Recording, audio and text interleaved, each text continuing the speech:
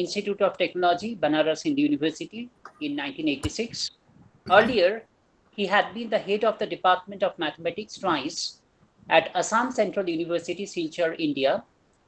His research interests are in functional analysis, optimization, and mathematical modeling, fuzzy set theory, soft computing, and image processing.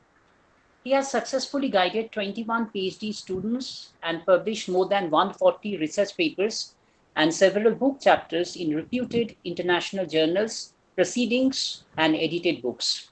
His publications include areas on metric fixed point theory, optimization modeling, and recently on applied analysis, soft computing, and fuzzy geometry.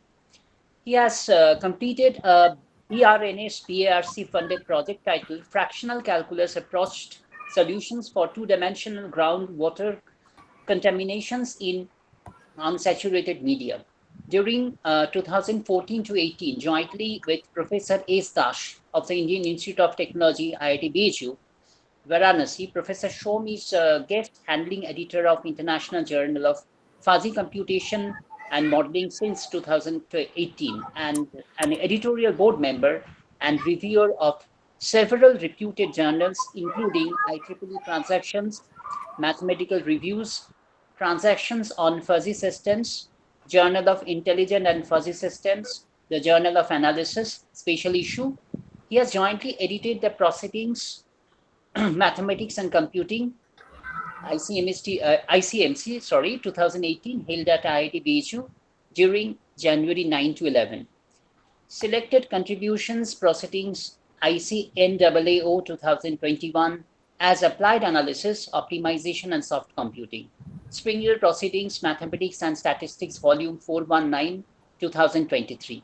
He has delivered several invited talks at national and international conferences, seminars, and refresher courses, and has organized 4 international events at the main convener.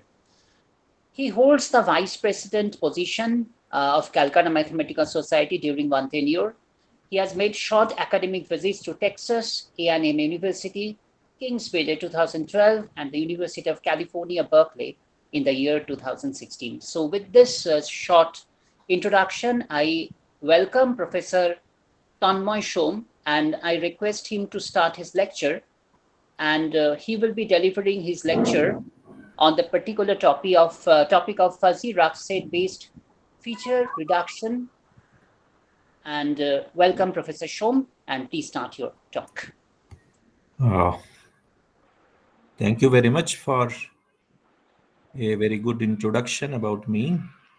I will just take 2 minutes to share the slides. Sure, sir. Yes, Yeah, cool. please.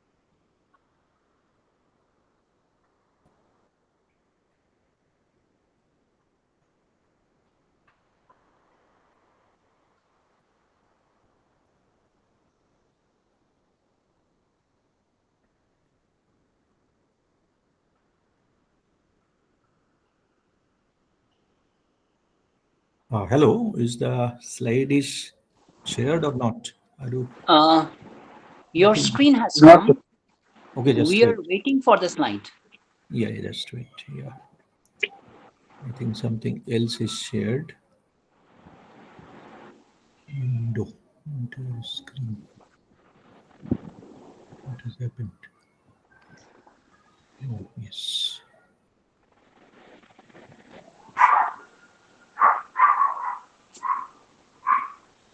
Yes, It's it has visible come. now? yeah, we see it is visible. Yes, it's visible. Yeah. Let me increase the size. Is it all right now? Yes, sir. Yes, sir. Yes, sir. Okay. So I especially thank to the organizers, Dr. Datta and Dr. Koushik Ghosh, for inviting me over this 6 days ATAL program on data science and machine learning. So I have chosen a topic what is called tolerance-based intuitionistic fuzzy offset approach for attribute reduction.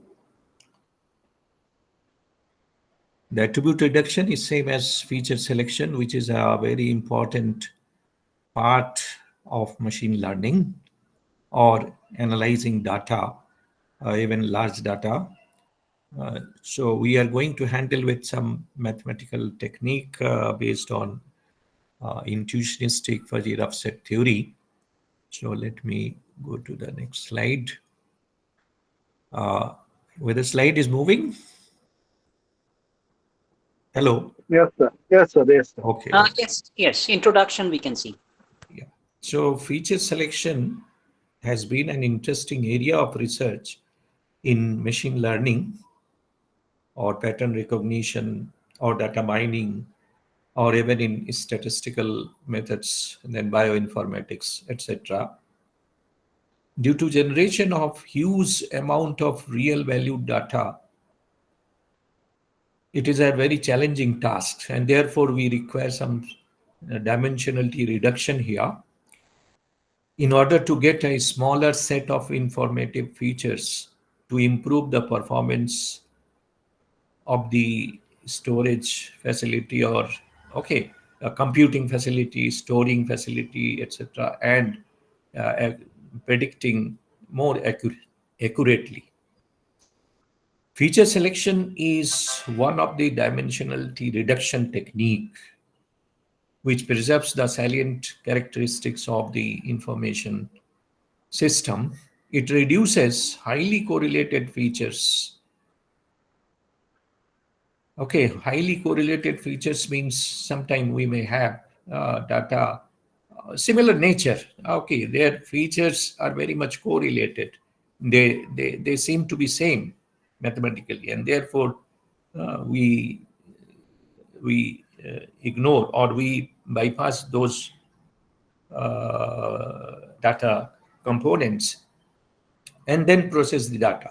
Okay, so if there are more correlated data, it may not give you the proper answer, proper selection, and therefore we require feature selection technique so as to focus on more relevance or relevant and less redundant features. Okay, it is the applications.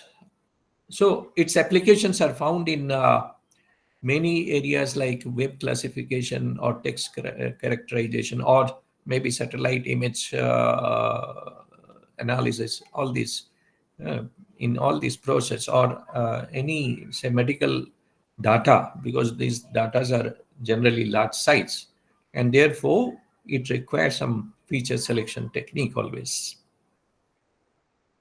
The rough set theory proposed by Pollock. Before that, we have fuzzy set theory already discussed by Dr. Datta yesterday. And I will highlight some more points on the fuzzy set theory.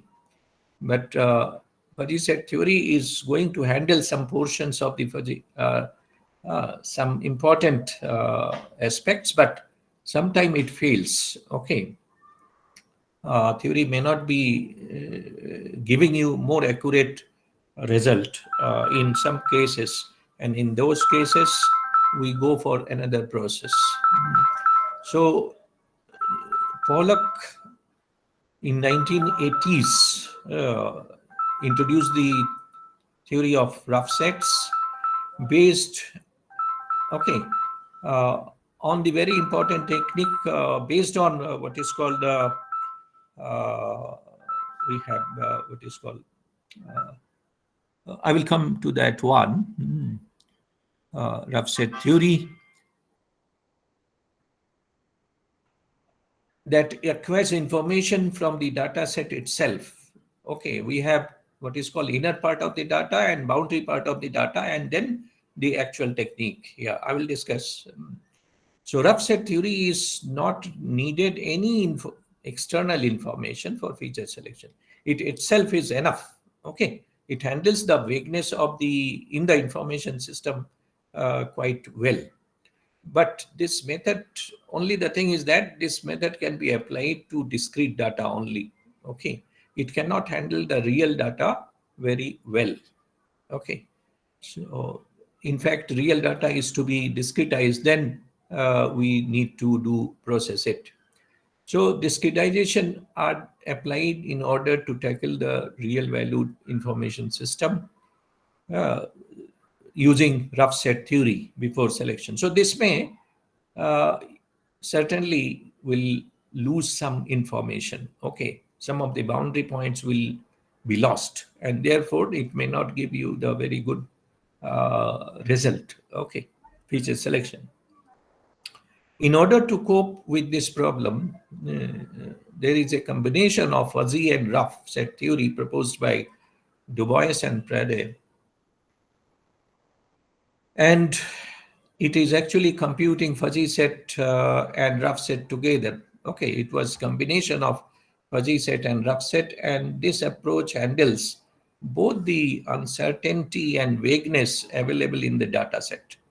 So there is a difference between uncertainty and vagueness. Okay, so let us give one example. Suppose somebody is coming to you are in a university campus. Okay, some of your friend first time coming to meet you in your campus. So he will certainly come near the campus, but he do not know or he does not know your exact location where you are. So he is having some vague idea that you are maybe you are in this department, certainly. That idea he is having. But in the department itself, where you are, okay, where you are sitting. So there is what is called certainly uncertainty is there, but one certainty is there. It is that you are there in the department. But where you are located, it is some vague. Okay, so that is called a vagueness. Similar things are there in uh, data set if we obtain, say, satellite image or medical image. So to handle such data, we require fuzzy rough set theory proposed by Du Bois and Prade. Now, in order to tackle more uncertain and complex information system, many concepts have been presented by different researchers. But of course, not only fuzzy, now we are going to have intuitionistic fuzzy set. In fuzzy set, what you have membership function. Okay, elements and their membership function in a universal set.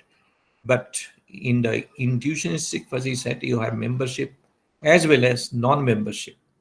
Okay, so it has got more theoretical approach, more highly sophisticated theoretical approach or to handle such data. Okay, because if the thing, if you have vagueness in the data, so certainly it will be difficult to, because you know where you are, where you are not. Okay, both things are there. Okay, vagueness. So that is membership and non-membership, and that difficulty will be there in handling. Okay, so that to handle such difficulty, intuitionistic fuzzy set based methods was proposed by Atnasoh And this is a very good technique in which membership, non-membership, and another component, what is called hesitancy functions, are considered simultaneously. Okay. That hesitancy function is nothing but ultimately because the sum of all these three components is 1. Okay, it cannot be more than 1. So this sum may be less than 1, but at most it is 1. The intrinsic fuzzy set is an extension of Jade's fuzzy set. Okay, so it has much stronger ability to deal with information system. So we are now we are now taking the data set as an information system in our approach. Okay, and draw a better glimpse of fragile ambiguities of the objective world. However, very few research work have been introduced in the area of feature selection based on intuitionistic fuzzy rough set theory. So hereby we propose, of course, some work has been done, but many researchers are doing simultaneously. So it is a very challenging work nowadays. Hereby we propose a new type of intuitionistic fuzzy lower and upper approximation. Whenever we are talking about, say, rough set theory, you have whatever I was talking about, say, some matter inside, some matter in the boundary. That is nothing but one is lower approximation, the other is upper approximation. Okay. And then we fix that based on some tolerance degree set. I may not accept the something that vagueness more than this, okay, like that. So that is called a threshold value here, and we give a novel or model uh, based on this method, intuitionistic fuzzy rough set theory, and compute the feature set or the redux set of an intuitionistic fuzzy information system. Okay, so here, before I give what is this fuzzy set, because we have members from different, I will share another slide. Just I have to wait at this stage. Just 1 minute. I will share another slide. It will be more.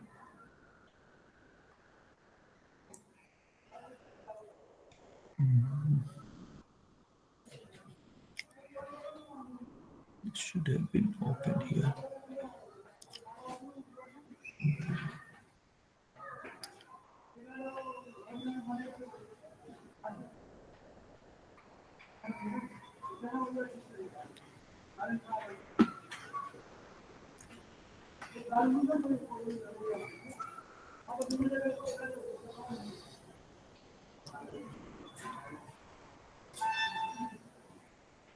Let's go.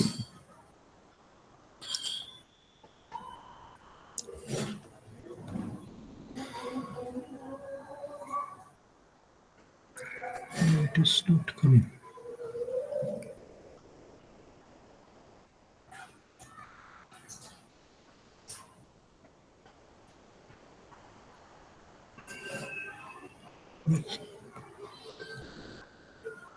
Just wait 1 or 2 minutes. There is something. It is open here.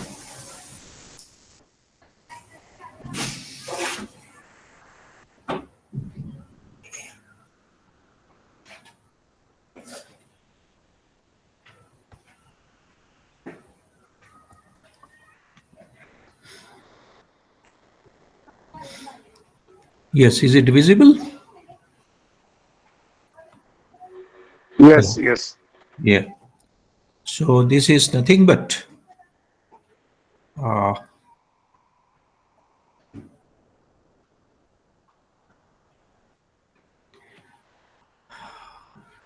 Professor Lokti Zade.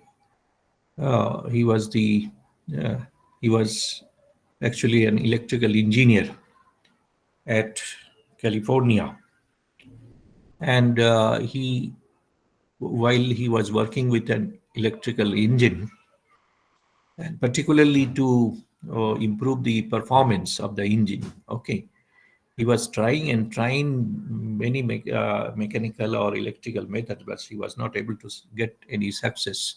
So ultimately, he has to use some technique, what is called uh, fuzzy technique. So in that way, he introduced this fuzzy set technique, and he has got a very good book which is already there in the uh, market. Maybe it is not available here, but a very good contributions of fuzzy set theory in different dimensions. Okay, most of the uh, say even electrical, electronics, and many engineering branches, then control theory, then okay based approaches, based theory. So he has got all these things developed, and this was the ultimate thing, that if we talk about some crisp set, so if I take a classical set A, and then if I take any subset, and generally this any subset A, and if I take a universal set X here, this capital X is a universal set. So either element of X might be in A or not. If it is in A, we give 1, otherwise 0, that is called a characteristic function.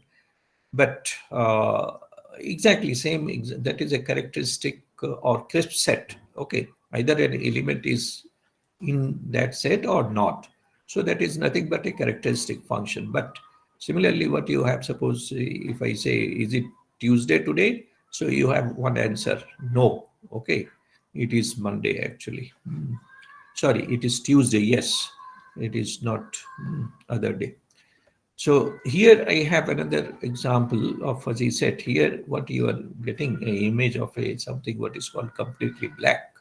And next one is the other side. If I say the remaining part of this image, I have white. Okay, but if I approach from white to black, okay, the left hand corner is white and right hand corner is black. So you have in between, what we can say, I neither, can we say is it white or black? No, we cannot say neither white nor black. So this is something what we call gray. But this gray is now, you just see, it is intensity of that grayness is increasing from left to right. Okay, so this is nothing but in between I have a gray, but how much gray it is? So you have some, it is not exactly crisp thing, neither 1, neither 0, in between. So that is called the concept of fuzziness. So this fuzziness is nothing but it is gradual from, if I get this side, it is 0, and that side 1, completely black. So it is ranging from, generally this values are given, membership values are given from 0 to 1. So left hand side you may have 0.1, then 0.2 grayness, and like this you can give the membership between. In between you have 0.5, then slowly, and this is the concept of fuzziness. So in the fuzzy set you have a member. So if and that membership function is taking an element from X and it maps to 0, 1 ultimately, and that is called a membership function of fuzzy set. So what is there? The membership function fully defines the fuzzy set. Then membership function provides measure of the degree of similarity of an element to that particular fuzzy set. So what is that? That is a membership function. And this membership function can either be chosen by the user arbitrarily, okay, based on the user's experience, okay. Different chooser may, different expert may give different values of membership value, okay, of the, okay. So it is not fixed that, suppose you are giving a membership of that grade, somebody, you might be giving 0.4, somebody may be giving 0.45, okay. Or sometime it is based on some machine learning method, or maybe artificial neural network method, or genetic algorithm method to generate that membership value. Okay, so that is there. Now, when fuzziness occurs, there are certain conditions. Okay, the partial information of the problem, that is when we call that is partial belief whether something belongs to that set or not. Okay, partial information, and due to information which is not fully reliable, okay, or inherent some inherent precise okay, in language. Suppose the language is not very clear. In that case, you have some uncertainty. And then if you are thinking about human thinking and reasoning, all these anyway, any thinking process, or if you are analyzing or reasoning anything, handling any maybe any in your class students, you are going to have uh, some fuzzy information there, fuzzy information. Maybe height of your students or intelligence of a student, like this. So exactly, you just see, if I say one example, one more. So is water colorless? So your answer might be either yes or no. Okay, if there is some color mix, then you will have a crisp information. But if I say in your class a student Ram, whether he is honest, maybe he is extremely honest, then we give 1. Very honest, we give you membership 0.8. Then honest at some time, we give 0.4, and say extremely dishonest, and then we give 0. Okay. So these are the basic things about these fuzzy sets. And then let me again share the other slide. I think I have to come to that rough set also there. Just wait. The slide. Sorry, I could not mix together, put them together.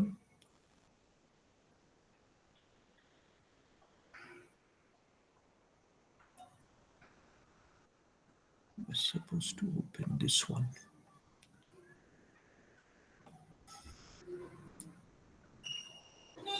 Yes, let me come to the next. Wrongly, I opened another slide. Anyway, I have. Are you able to see that? Sorry, I think. Yes. Now, what is the rough set? It is visible here now. That was defined by Pollack. So, given a data set with if it is not discretized, if it is real data, we discretize it, and then we get a data set which is called discretized set. So whatever values are there, attribute values, we have discretized values. So using rough set theory, we can obtain a subset of the original attributes, okay, that are the most informative system, or all other attributes can be removed from the data set. So whenever we are discretizing, all other elements are removed from the data set with minimal information loss. Okay, boundary points are removed. Okay, and by maintaining the salient characteristic, the thing is that whenever we are doing discretizing the data, we have to maintain the salient feature or salient characteristic of the data uh, to be there. Okay, this success is due to following aspect of this theory. Only the facts hidden in the data are analyzed. Okay, the only important thing that what is there. Okay, no additional information about the data is required. Okay, only the important facts we want to analyze. So, and therefore, such as threshold or expert knowledge or any particular domain. Uh, if we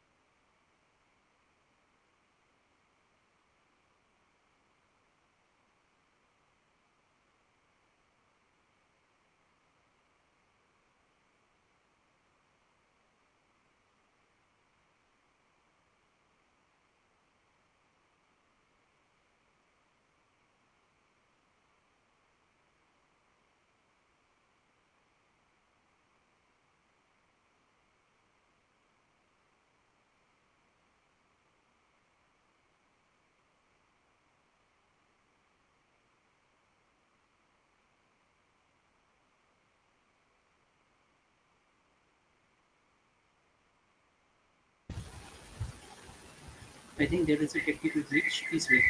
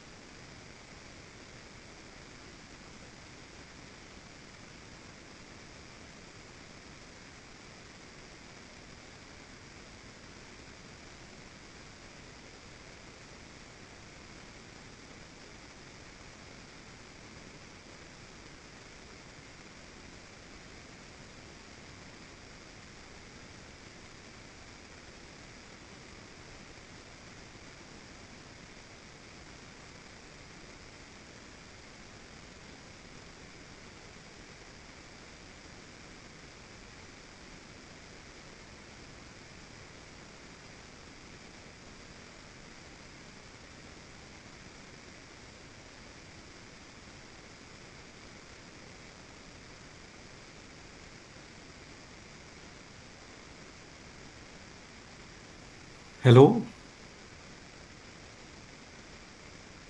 Yes, sir. Yes, yes, yes. There was some power cut and there was some problem, interruption. So let me share this slide again. Hmm.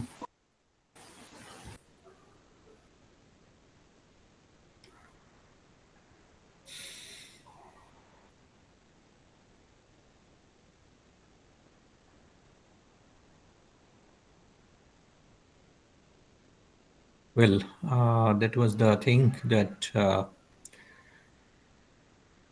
so this here, what is there whenever I am talking about uh,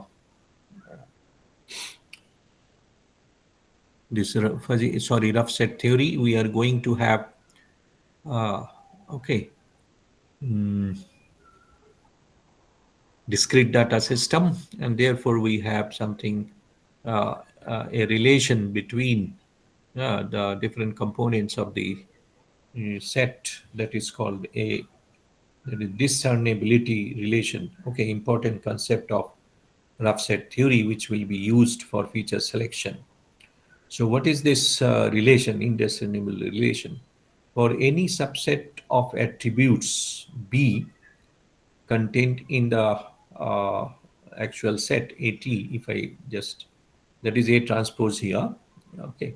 An associated equivalence relation is defined like this, that any two elements xy from the uh, from the universe set of universe, that is my own whole set or the discrete data set, and such that what is going to have that you have the for the attribute value, okay, with respect to attribute b, the value of x and value of y, they are same, okay. If for all the attributes b in capital B, if they are same, they are in the same class, they are in the same class. So x y are said to be here in this term, it is called indiscernible by the attribute b in capital B, okay. This B indiscernible relation forms an equivalence relation. Okay. So if two elements are related, if I say XY or similarly YX, okay. If I take Y here and X here, so this is reflexive, symmetric, and transitive. Okay. If X and Y are related and Y and Z are related, so X and Z are related. Okay.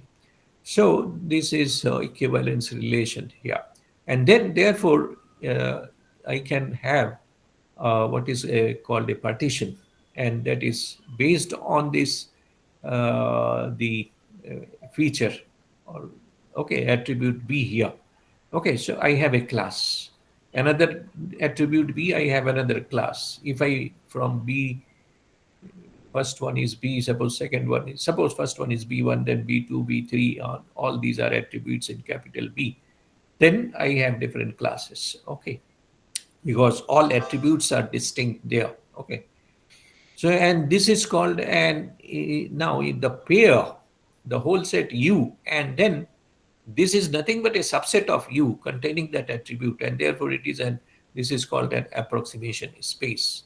Now, what I have some lower and upper approximation of this. So, if I have this U is the whole information system, AT is the attribute, then okay, a set X subset of U can be approximated by B lower approximation denoted by this, okay, RB going low, okay, arrow low, arrow lower. Mm. It is all those X belonging to U such that whole that attribute set, that is, okay, sorry, set of points concerning attribute B is contained in whole of X. And the upper approximation is that if I have this set of points containing attribute B, if I intersect with X, that is phi, and this, in that way, one is the lower approximation and the other is the upper approximation. If I bring them together, this is called a rough set. Okay, so geometrically we can place it like this. this is the whole set, okay, universal set U. And if I am considering a particular set X, out of this we want to analyze out of that. So here all these boxes which are inside, okay, so I have a particular class point, say B1, I have this equivalence class, then B2 I have another class here element.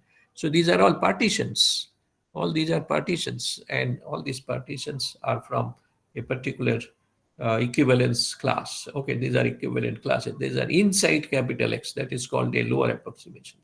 Now, if I take the upper approximation, is that all those partition, if I intersect with whole of X, it is non-empty. If I take, say, this box, so intersection here is non-empty. Whole inside this portion as well as all the boxes which are in the boundary, they are the upper approximation. So this is the concept given by uh, Pollock, okay, and that is very much useful in case of discrete data or the data which is discretized. Now, if let me come to the next part, that is, I have to share again the next slide. Then how to do the next slide here. Let me come.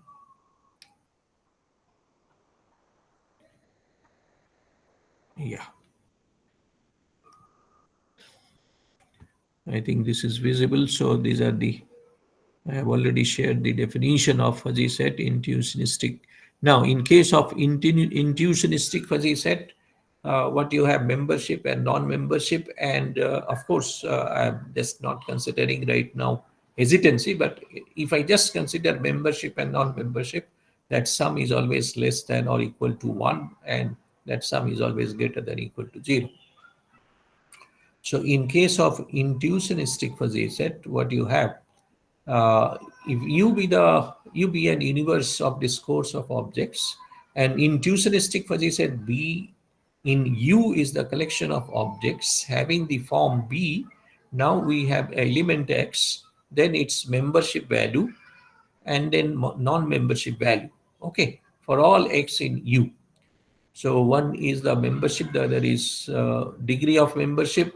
LBX we are denoting, MBX non-membership degree or non-membership value. And there is an element what is called pi BX, that is called hesitancy, degree of hesitancy, that is 1 minus membership minus non-membership, okay, degree of hesitancy. So if I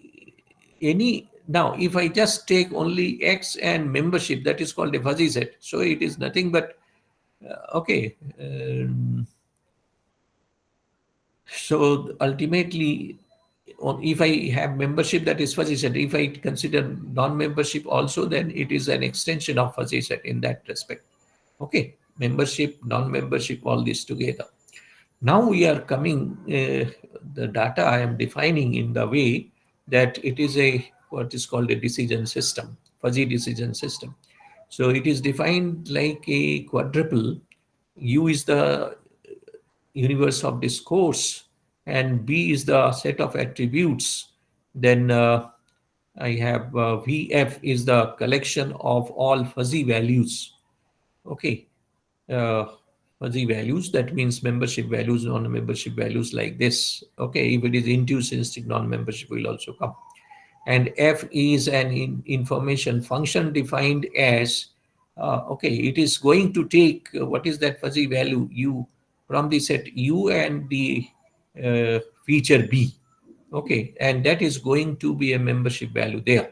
So FXB, ultimately, what is the value, okay, with respect to attribute B, what is the membership value of X? Okay, so that is very important here, membership grade of the object sets for an attribute B. And this attribute B, maybe there are two things. For any, for example, if I take, say, if you are going to market and you are going to pick some, say, oranges, okay, maybe you have different type of oranges, and which one is okay, maybe only one type of orange, and you are selecting whether it is ripe or how much ripe it is, okay, depending on that. So depending on different condition, okay, you can find yes, this is ripe. So one is some conditional attributes are there. Based on that, you will be find that yes, the decision is that that particular orange is ripe or not. If it is ripe, that is your decision system. If it is not ripe, it is other way. Okay. So the thing is that so conditional attribute and decision attribute union is the whole attribute set of attributes. But at the same time, that intersection of conditional attribute and decision attribute is always empty. Okay. And then this whole thing is now known as the fuzzy decision system. Okay. And in the just we are adding something here.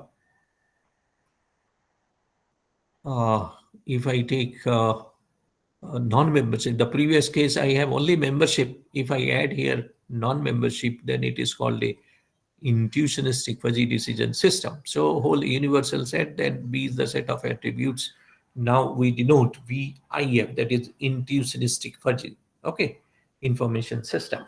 So what I have, this uh, now IF, VIF is a function from U cross B to, okay, simply, sorry, this IF is a function from uh, U cross B to VIF, such that for any attribute B, and the value X, the element X is going to have two things. One is membership value, the other is non-membership. LB is the membership, MB is the non-membership. Okay, for any X in U and for any particular attribute B. And attribute B means I have conditional attribute and decision attribute. And at the same type, condition attribute intersection D is phi. And therefore, this whole system is known as intuitionistic fuzzy information system. So IF is a function from U cross B to VF, okay, VIF. Previously, in case of fuzzy, F was a function from U cross B to VF, okay, from U cross B to VF, like this. This is the way we represent. Now, how to come to this? Okay, method is there.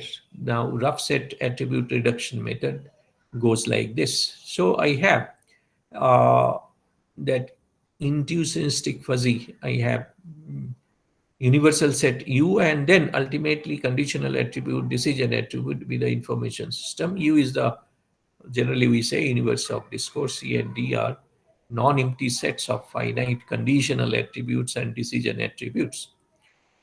And now I take an function A from X to FA, that is going to, okay, uh, a value here, that is, okay. So here I have, whenever A is either from C or D, remember this attribute A is from the union C and D, and this is going to give you some value in FA. Okay. So this is now two elements are supposed to be have and supposed to be related as equivalence relation. Generally, we write IND if the attribute value, okay, sorry, the membership value of x1, x2 with respect to attribute A, they are same. Okay, if these two values are same, then this is in one particular equivalence relation, or that means it is an ultimately one equivalence class. So if I change here A, I have another set of equivalence, the equivalence relation, okay, like that. You have another equivalence relation, okay. For different attributes, we have different equivalence relations, okay. And therefore, that is going to partition whatever I have shown you in the uh, rough set image. You can see different partitions. So for different attribute, you are going to get different partitions of the whole X, okay. So X is partitioned into P. So for every A, I have a partition P, and union of all these P is nothing but whole of X. And now I have a subset of the attributes here. Okay. Anyway, A is a element of S, B is a element of T, and A intersection B is phi. So I have now another class here, A and B, that is set of attributes, and X1, X2 are in one class, particular one, uh, what is called equivalence relation class. If they are in one equivalence class, we say that it's indiscernible, that function. Okay. Now, what is now lower approximation? So from this class of that is called equivalence classes, what we have, set of all equivalence classes, which is inside whole of X. Okay, whole of X. This equivalence class inside X, that is called a lower approximation. And upper approximation is nothing but it is those equivalence classes if I intersect with X, that is non-empty. Okay. So all those which are inside that, along with all the boundary points that is there in the upper approximation. And this is nothing but this particular square bracket with P, this is nothing but equivalence class with respect to attribute, any attribute in P. Okay. And P is nothing but it is the set of all conditional attributes.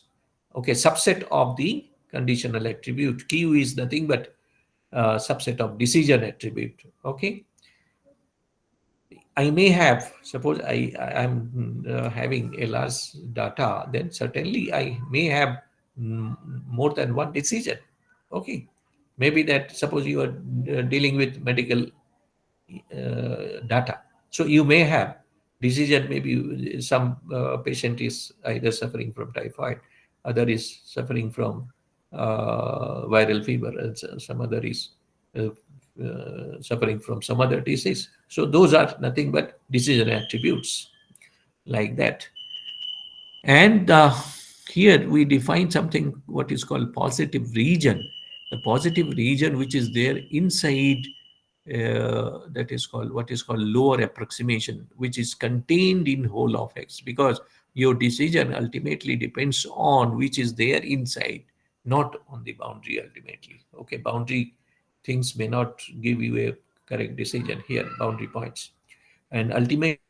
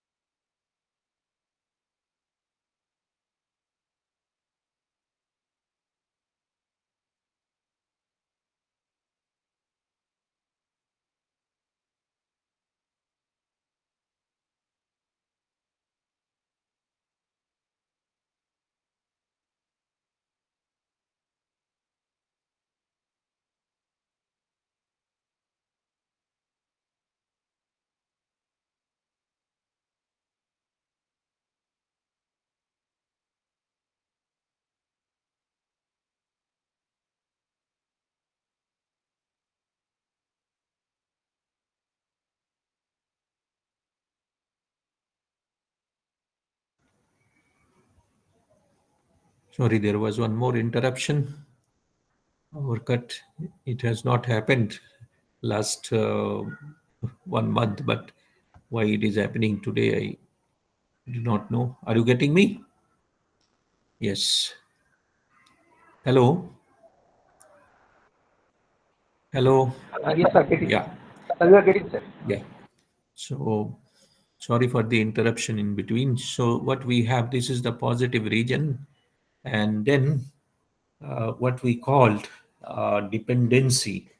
The thing is that whatever decision that depends on the conditional attributes is determined by this the measure of positive region divided by the whole uh, measure of the set U. Okay, so ultimately, if this value, I am going to get some value, the highest value will be considered. Okay, the positive region includes all data points of x that can be differentiable to the class. If I take a partition, okay, of x with respect to the what is called uh, equivalence classes with the information in the attribute p. Okay, p is nothing but a set of conditional attributes. The degree of dependency of the decision in q over the conditional, okay, decision attribute over the conditional attribute is defined by this. Okay, this we are going to, and then the set B, whenever this is followed, then set B is called the reduct here. Okay, now because of that particular attribute, I am going to get this one, and this one is ultimately going to give you what is the set, reduct set. And in that case, this reduct set is given by generally this DCB. We denote it like this. Anyway, from here we get, now we come to, now there are just without, if I do not consider any tolerance, okay, I may get a result, not very good result. Okay, the result, certainly a result. Okay, maybe somebody is suffering from say what is called uh, maybe viral fever. What is the certainly it may give you a decision viral fever, but what is the nature of viral fever, you will be able to get whenever you have that particular um, positive region, basically high value. Okay, the more the high value, you are going to get more get uh, that one. Okay, you are going to get a better result. Okay, now if I take if I use this tolerance based fuzzy set feature selection, what I have, the standards, this relation is given by this value. Okay, so a particular measure we are going to take, that for any two elements x1 x2 in capital X, and with respect to attribute A, that similarity relation is given by a measure, similarity is a measure is given by 1 minus measure of that x1 with respect to attribute A, sorry, measure of xi and measure of xj with respect to attribute A, divided by maximum and minimum. Okay, what is the attribute value, maximum and minimal value? This one minus this. So A is the attribute, A max, A max, A min represent the maximum and minimum value respectively for the attribute A. Then if there are more number of attributes you are going to consider, then we take the product. This similarity relation, if I consider more than one attribute here, then we take the similar values, the values, then their product. And that product must be greater than delta. If I take some threshold value delta, so in that case, if this is greater than delta, we will consider all those points only, all those x, all those xi, xj, for which this product is greater than delta. Okay, so this is going to give you that whatever equivalence classes I am going to get, I am getting a subset of classes, subset, okay, and satisfying that particular threshold. And if that is there, I am going to get a result faster and better. Okay. Tolerance classes are generated by a similarity relation for an object X. And so this is the way we have done. This is my what is called P is nothing but it is the attribute, and delta is my tolerance, and therefore the similarity class. So if I have a similarity class, this is there in the similarity class if that value is greater than delta. Okay, if this value, that value here, the value measure, that measure is nothing but greater than delta, so that will be in that class. And in that class again, I have exactly the lower and upper approximation if this whole equivalence class, set of equivalence classes is contained in X. Okay, so that particular is nothing but lower approximation. And if I consider this all the approximation classes and intersect with whole of X, if that is non-empty, so that is nothing but upper approximation. And therefore, since this is based on a factor that is called tolerance or threshold, so this system, okay, one is the lower approximation, other is the upper approximation. This is called the tolerance rough set, tolerance rough set. And in that case, the degree of dependency, okay, the decision attribute Q depends on the degree of dependency of the conditional attribute P, and that is given by one is the positive region. So again, here the positive region, if I want to consider, so if I take union of all these classes, equivalence classes in the lower approximation, and that particular measure here, okay, so if I take all union, then their measure and divide by U, that is my what is called degree of dependency of that particular decision Q over the uh, conditional attribute in P. Okay, so this value is very important while deciding to get what is actually the actual reduct. Now, again, if I take another, I have not talked about anything fuzzy. I have only talked about rough set. Okay, one is the normal rough set measure, then I have tolerance based rough set. Now, if I introduce fuzzy here also, amalgamate fuzziness here in the rough set, then I have to take some value given by this. Okay, here this rough set value, it is more or less similar here, that instead of that attribute value, this is now membership value. Earlier in the rough set, you have attribute value, sorry, membership value of X for the attribute A. Again, that is similar. What is the membership value of Xi and Xj for the attribute A, and what is the maximum of, okay, attribute A value, and okay, and minimum value of attribute A. Okay, membership value. Okay, mu AX are the membership grade of Xi, Xj with respect to attribute A. Okay, with respect to how much ripe it is, how much ripe. So attribute A is there. So A is, say, medium ripe. Then I say it is fully ripe. Okay, this is my attribute. Then what is the membership grade in that case? So I have some maximum value and minimum value. So in that way, and if I define all those equivalence classes, I may have a particular attribute and not only one attribute in my P conditional attribute. You may have three, four conditional attributes. So all these different attributes will create different equivalence classes. Okay, and then union of all those classes will give you the equivalence one particular set. Okay, so in that case, this product must be greater than delta. If now again tolerance is there, so it must be greater than delta. So in that case, what we have, that the tolerance class, that it is there in this, okay, this is a tolerance class with respect to delta for all the attribute P, and the fuzziness is there. So I have a fuzzy rough collection here. This is a similarity class. This XY is in the similarity class. Okay, for a particular x. So y is there in that similarity class if that satisfies this particular condition that this value is greater than delta. Okay. So it looks little difficult to calculate. When I will come to example, it will be easy. Okay.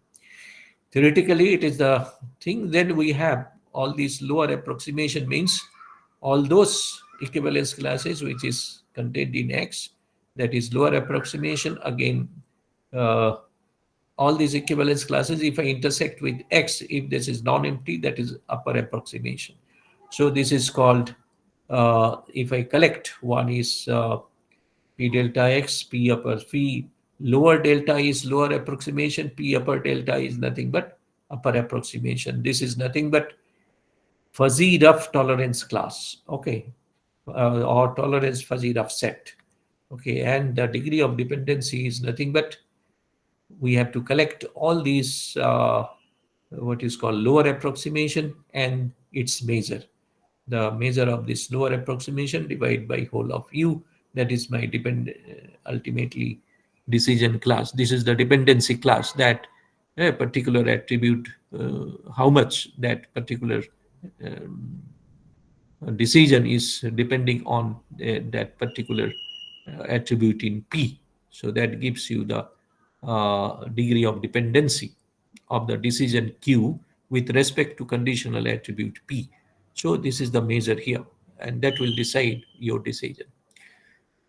Now, if I take, let me come to one example of this, then I will come to this part.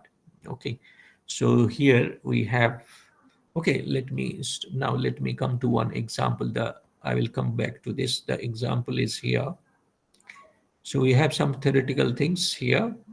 All these are there. Only the thing is that this is little bit more advanced method. Okay, intuitionistic fuzzy rough altogether. So this is my example here. I'm considering that I have objects, say 6 objects are there. 1, 2, 3, 4. So maybe you may take it as x1, x2, x3, x4, x5, x6. That is my capital X. And I have 4 attributes. One is A, B, C, that is conditional attributes, and Q is the decision attribute. And if you see the decision attribute, there are 2 decisions here, either N, N, N, and then Y, Y, Y. Okay, so this is Y and N are 2 decisions here. And remember that object 1, object 3, and object 6, they are in one decision class. Okay, and 2, 4, 5s are in another decision class Y. Y. Okay. So here now, if I want to calculate how to evaluate what is the, okay. So here it is very simple. We start with a particular one attribute. Suppose A is one attribute. They go A, B, C. I take capital A as this attribute set A, B is attribute set B, and C is attribute set C. Then how to get this? Let me share another slide. It will be easy to check it. Let me just, I think that is also open. Calculation part or evaluation part, it is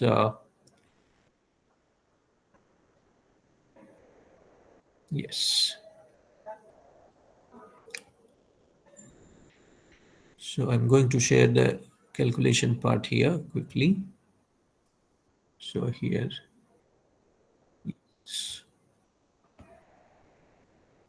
yes, I think you will be able to see these are the calculation here, or how to compute. Okay. Yes, let me increase it. Now, in the example, what I find, there are 2 classes based on the decision attribute. One is N, another is Y. So 1, 3, 5 in one class, 2, 4, 5 is another class. Now, taking attribute A as A, B as B, and C and C, what I have now, the maximum value of these 2 is, if I check first column, what I get, the difference is nothing but 0.4, okay, maximum, minimum. And then If I take with respect to A, the element 1 and 2, the similarity class or the similarity relation value, okay, similarity measure of the element 1 and 2, that is x1 or x2, you may say, with respect to attribute E, this value comes out to be 1. Okay, the calculation 1 minus their difference and divide by the maximum value. So it comes to be 1, and that is greater than 0.7, and therefore it is there in the similarity class. Okay.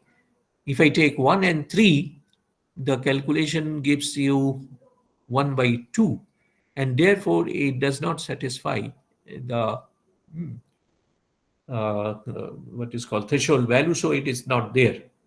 Okay, 1, 3 cannot be there. Then if I take 1, 5 and 1, 6, the value is 0, so that is also not there in the class. Similarly, if I go on evaluating, if I take 3, 4, I'm going to get value 1, so this is there in one class. Similarly, 5, 6, that is there, the value is 1, so it is there in one class. Similarly, if I take 1, 1, 1, 1, 2, 2, 3, 3, all these together, if I take, I will get that value is 1, so it is there in one class. Okay, similarly, if I take 3, 5, 2, 3, 2, 3 is less than 0.7, the value is less than, so it is not there. 3, 5, it is not there. So what we are getting, if I take with respect to attribute A, and if my set X, that is 1, 2, 3, 4, 5, the equivalence classes are nothing but one is 1, 2. Okay, 1, 2 are related. That is 1, 2 is going to satisfy this.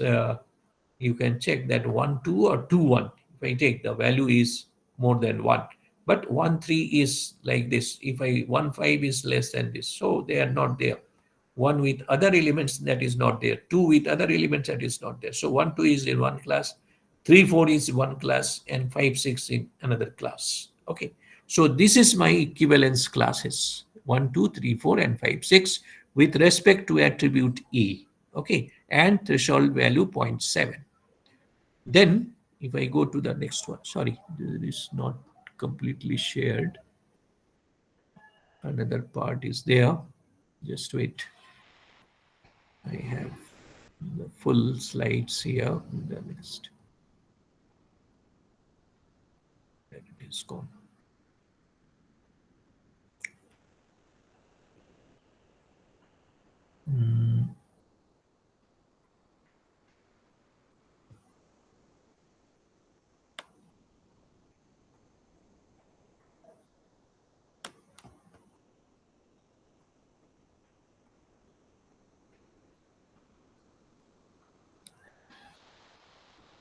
Just 1 minute. I will just come to that one.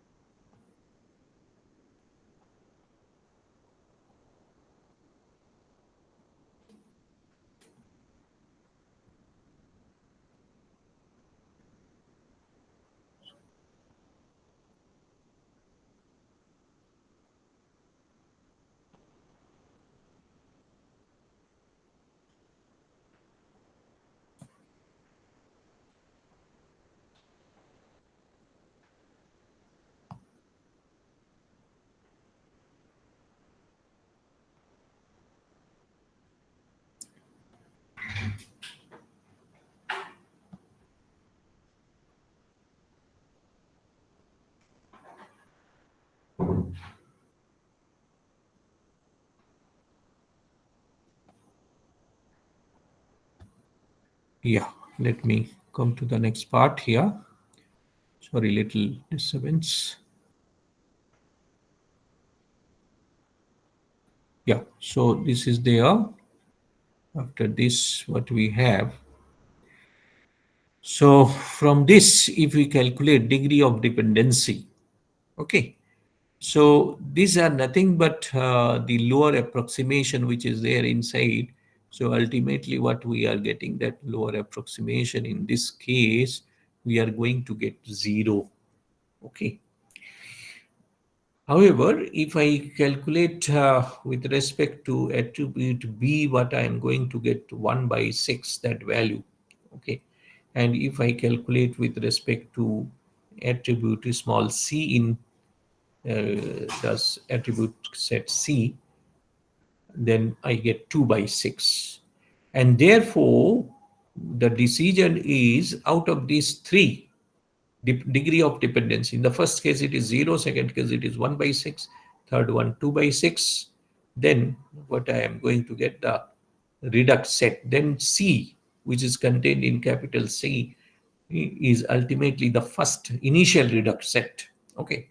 Now, what we do, the process is that we add the other reduct. I have 2 more reducts, B and C. So I just add A to C and we process. We process the same thing, the previous one. So again, what we have, how to check that one, that if X1, Xi, Xj is in that similarity class, AC now together with the threshold delta, if and only if. Now this product, one is with respect to A and another is with respect to C, that should be greater than 0.7.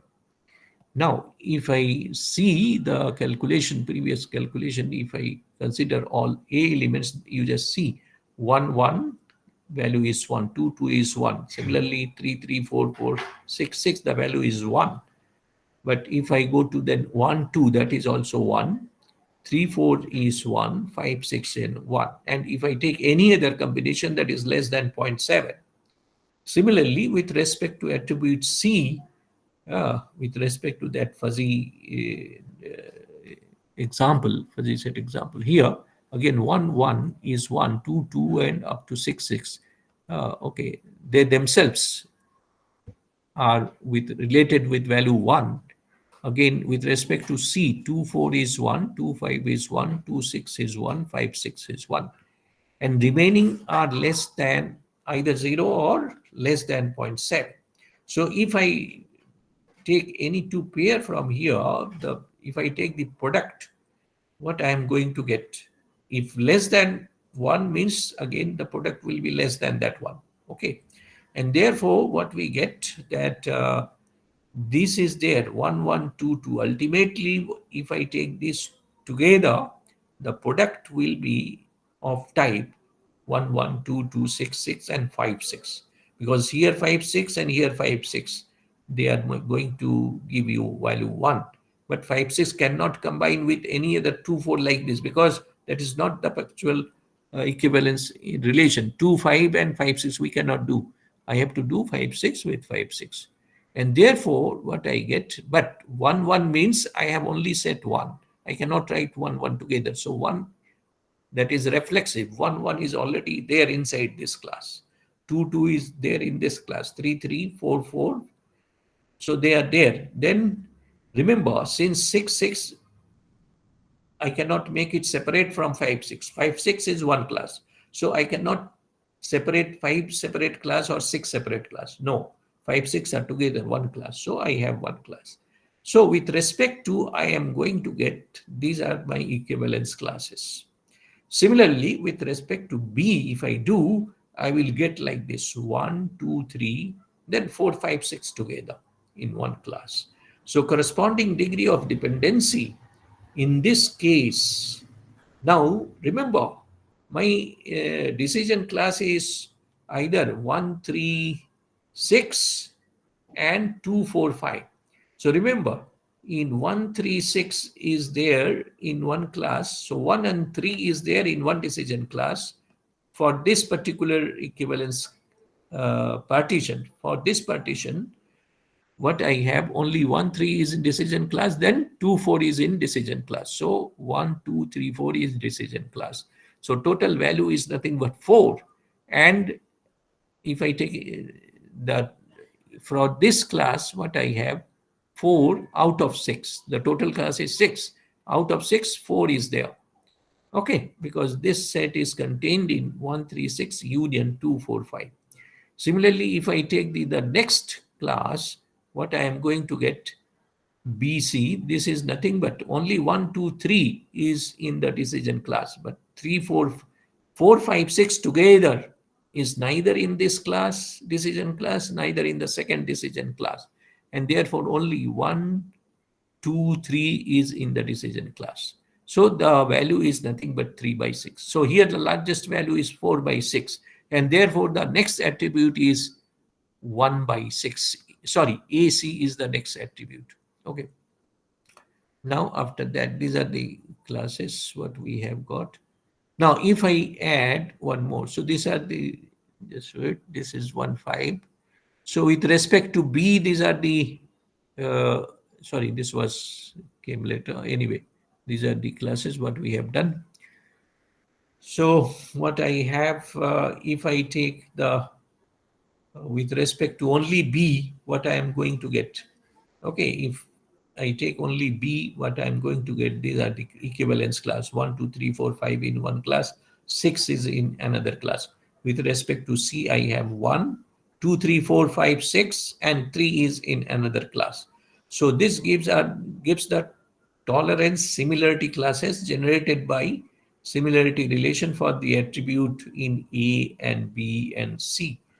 Then the attribute lower approximation of these classes are nothing but, remember in the first set 1, 3, 6, remember here none of these 1, 2, 3, 4, 5 and 6, none of these are there, neither in 1, 3, 6 or 2, 4, 5.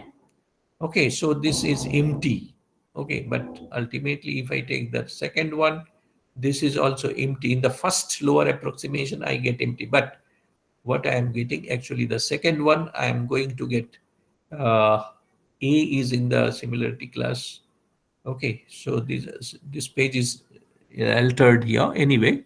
So what we are getting, that this particular class AC is in the decision class. And finally what I'm going to get, the last slide from here, not from here, the other one I have to share. Just wait, I have to share the other one, then you will get the actual decision out of that.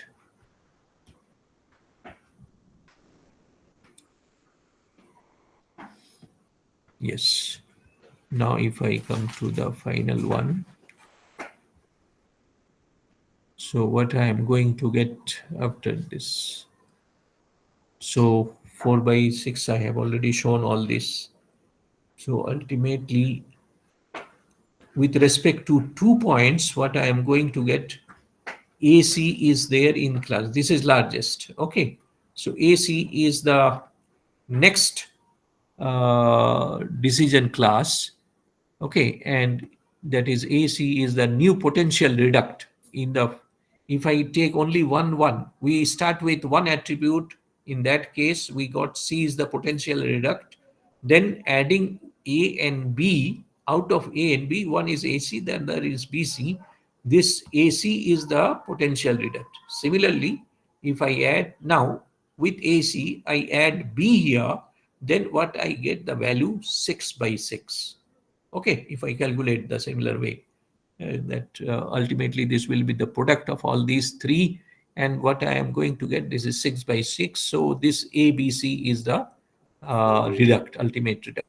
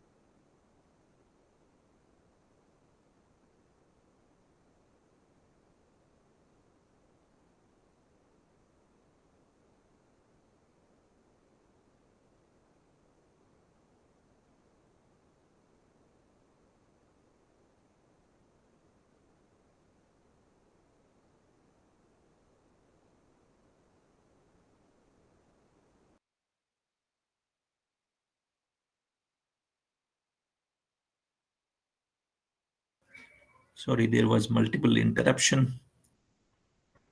Again, I have to join. Share the slide. It's not yet open. Just wait.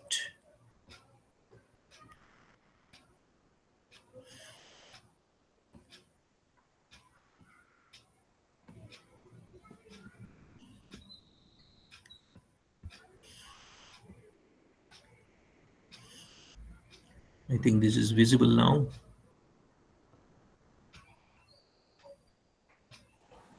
Yes. Yes. Yes, sir. Yeah.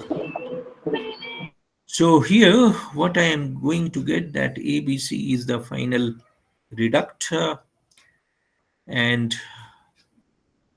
now this is the next information system that is called inductionistic fuzzy rough approach. So we, whatever formula we have given you earlier, these are the formulas here. Just I will okay. So just few minutes more. So if I have inductionistic fuzzy rough feature selection based on some tolerance, my similarity class is given by this formula. Okay, similarity relation between xi xj with respect to attribute A. This was given by Feng and Lee in 2013, and that is here alpha, beta, gamma are some uh, constants that is called weight factors, and particularly we take here alpha is 0 0.4, beta is 0 0.4 in the example, and gamma is 0.2. Gamma is 0.2. Generally we are taking, okay, there is some reasoning of taking alpha, beta, gamma in decreasing order, and here mu a is the membership, nu a is the non-membership, and pi a is the hesitancy. Okay, and this is my inductionistic fuzzy decision system. So here the condition is that alpha is greater than equal to beta greater than gamma. The sum of alpha, beta, gamma is 1, and all these values lies between 0 and 1.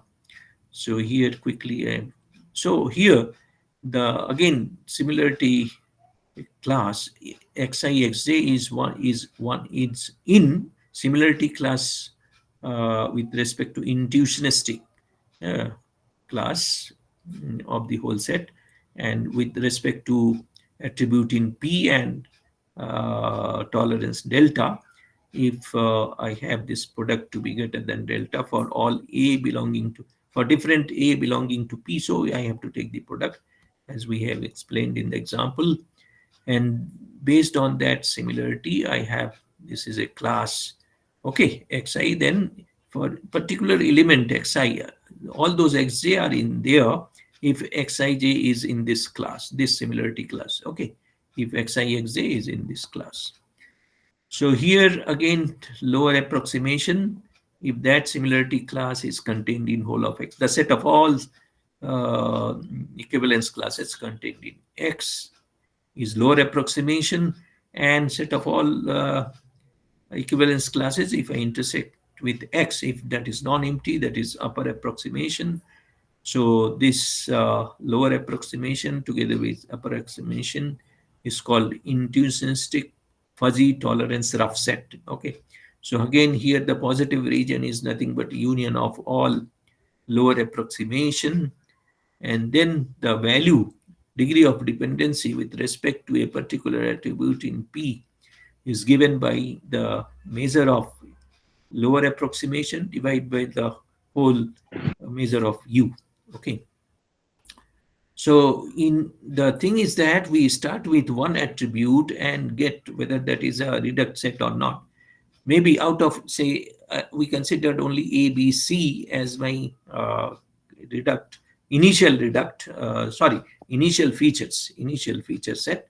That is, and one is the D is the Q is the decision, okay, attribute. So out of A, B, C, maybe first time only A is the potential reduct, or B is the potential reduct, or C is the potential reduct. Then we include another one and get what is the degree of dependency.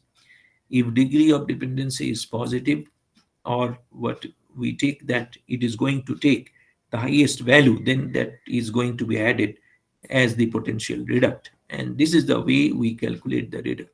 So this is the algorithm here. I'm just quickly passing it. And here the theory are like this. Okay, we have a paper already published, and this theory, these are mathematical part which can be proved easily.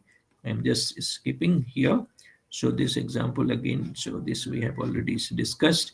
And if I take this particular example where we have taken what is called, the intention is that hesitancy should be less, so we take 0.2 weight of hesitancy. Then membership hesitancy we have taken 0.4 weight, and non-membership 0.4, and then we discretize the data and we get this is the data here. Okay, so in that respect, if we calculate, we are going to get that here what we are going to get, that equivalence with respect to A, I have these two classes.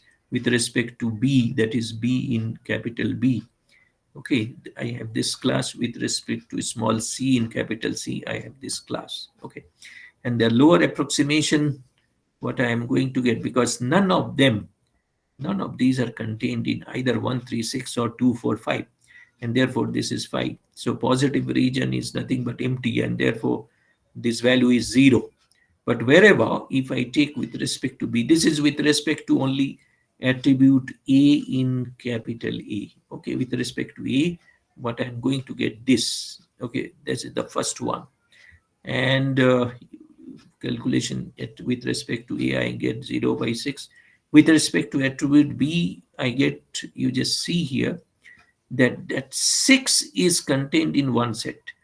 Okay, so I have value 1. But with respect to C, 1 and 3 is in the decision class, is a subset of particular 1, 3, 6. Okay, here this 6 is contained in. So this is nothing but with respect to B, what I am going to get value 1. With respect to C, we get value 2.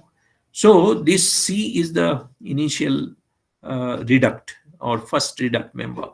But if I add A and C, with respect in C, if I add A, I get this at the equivalence class. If I add B, I have got this equivalence classes. Okay, remember here only in this class 1, 2, 4, 3, there's all of them are contained in some decision class. And with respect to second one, all of them are in the class, and therefore what I am going to get in case of AC, I'm going to get 4 by 6, whereas with respect to BC, I get 6 by 6, that is 1. So I cannot have more than this.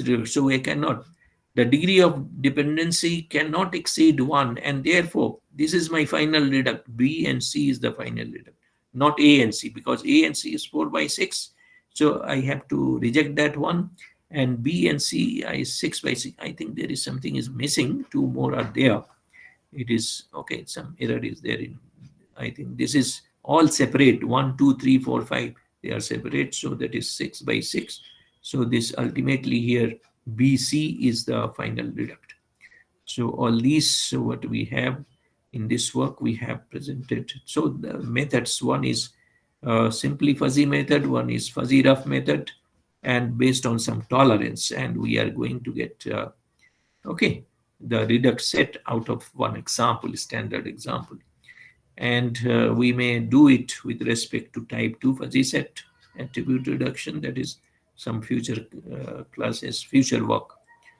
And these are references. Remember that we have some medical diagnosis paper also based on similar approach. So I have to stop here. There was some multiple eruption. Sorry for this.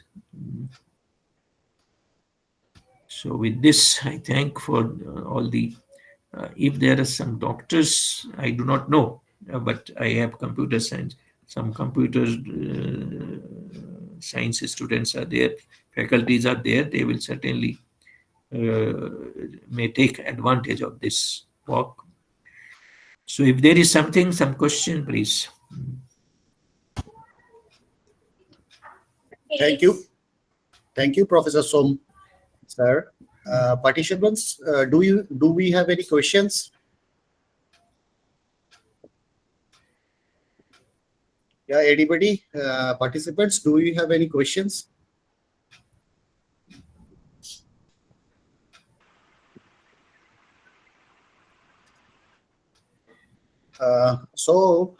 It's time to give a very receptive thanks to Professor Som sir, as because he has elaborated the entire thing in so much details that we need to go through the slides once more, sir. I request you to please provide the slide for our participants so that we. Sure. We'll send it.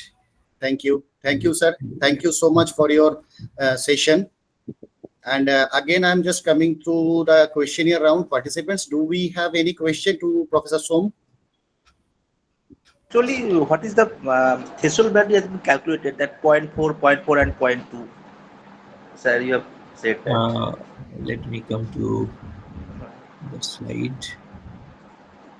Just wait. Let me come to. What did you say? 0.4? 0.4 and 0.2. From this one or some other thing? Where is the question? I did not understand. You have calculated the value Yes. based on the threshold value for getting the this, relationship. Okay. In Yes. the classes. Right? Yes. So these relationships or equivalence classes are obtained based on by selecting attributes. My attribute are A, B, C. I cannot take initially all the attributes together. I have to start with either A or B or C. Okay. And then generate the equivalence classes.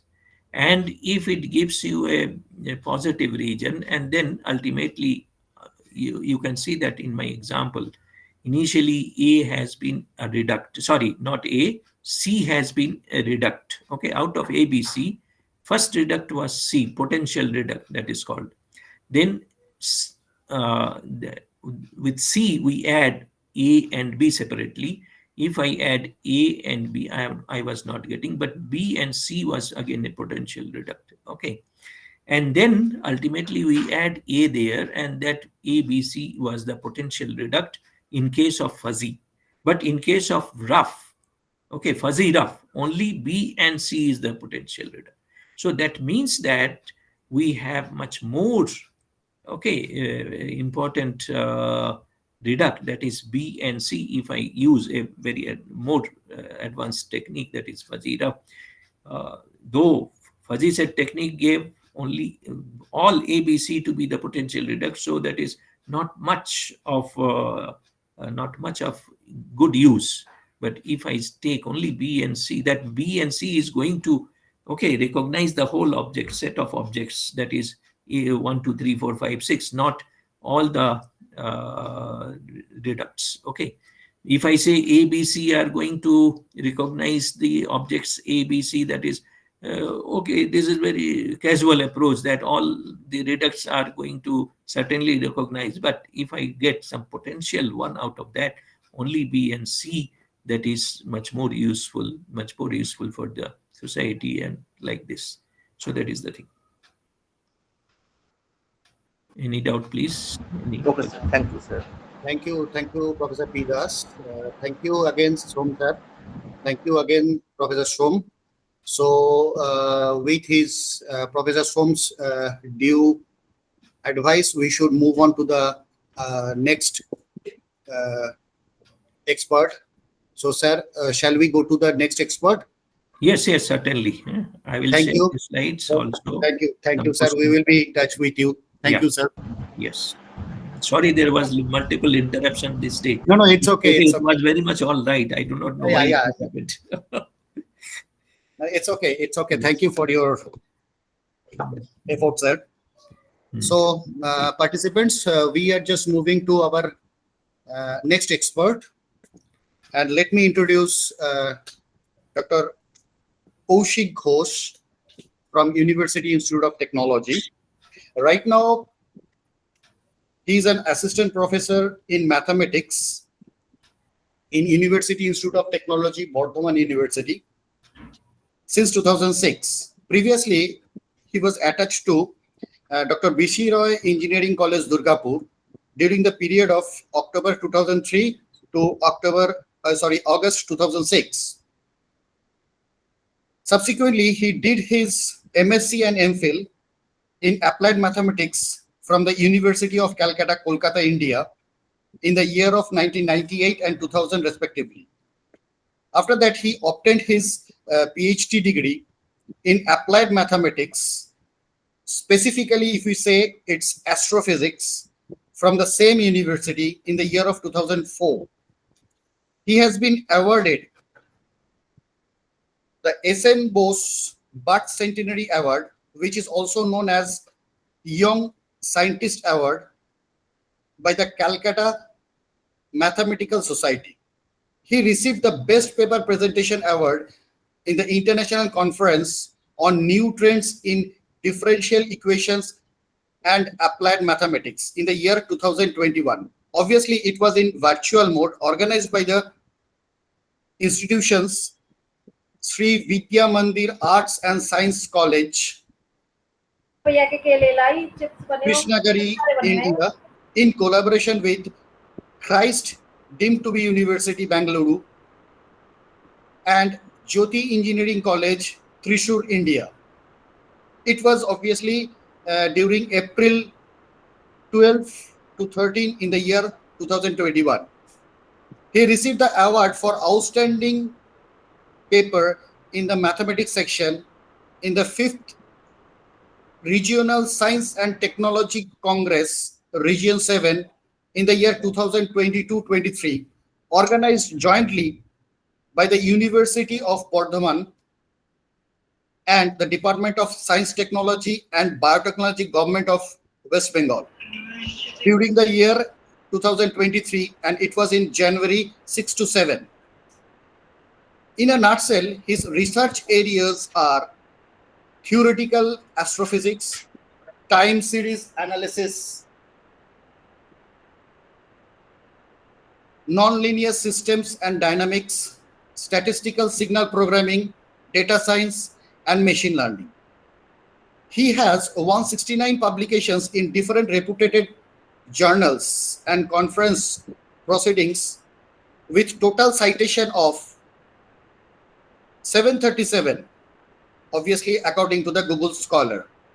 And he has presented papers or delivered invitee talks at around 200 conference, seminar, workshop inside and outside of India till date. He is a regular reviewer of different esteemed international journals on signal processing, mathematical biology, astrophysics, etc. He is a member of editorial board of the Bulletin of Engineering and Science and International Journal of Astrophysics and Space Science. 10 candidates already got the PhD awarded under his supervision. One candidate has submitted her thesis, and presently 3 research scholars are working under his guidance for their PhD degree. He has worked as joint convener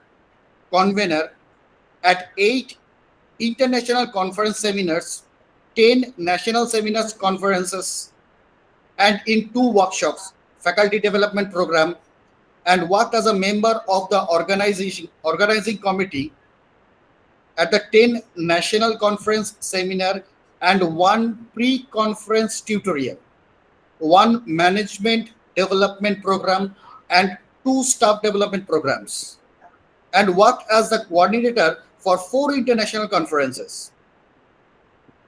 He is a life member of learned societies like Indian Science Congress Association, Calcutta Mathematical Society, Calcutta Institute of Technology, Theoretical Physics, Indian Society of Nonlinear Analysts, Advanced Center for Nonlinear and Complex Phenomenon, and Biomathematical Society of India. He worked He worked as the Assistant Secretary at the tenure 2012 to 2015, as a Treasurer 2015 to 24, and presently he is the Editorial Secretary of the Calcutta Mathematical Society since 2024, Joint Secretary of Indian Society of Nonlinear Analysts since 2018, and a member of the governing body since 2017, and the Treasurer since August 2025 of Advanced Center of Nonlinear and Complex Phenomena. Beside his academic activity, he served the institute. I mean, obviously, it is University Institute of Technology, also as a nodal officer of institutional reform under the Techie project phase 2. So I again welcome Dr. Ghosh, Dr. Koushik Ghosh, to present his topic. Just it is specifically on machine learning, foundation, frontiers, and its transformative application. Now, Dr. Ghosh, the stage is yours. Please carry on. Thank you. Thank you so much, Pritham, for your wonderful introduction. And I just first want to share the slides. And please confirm whether it is coming now properly or not.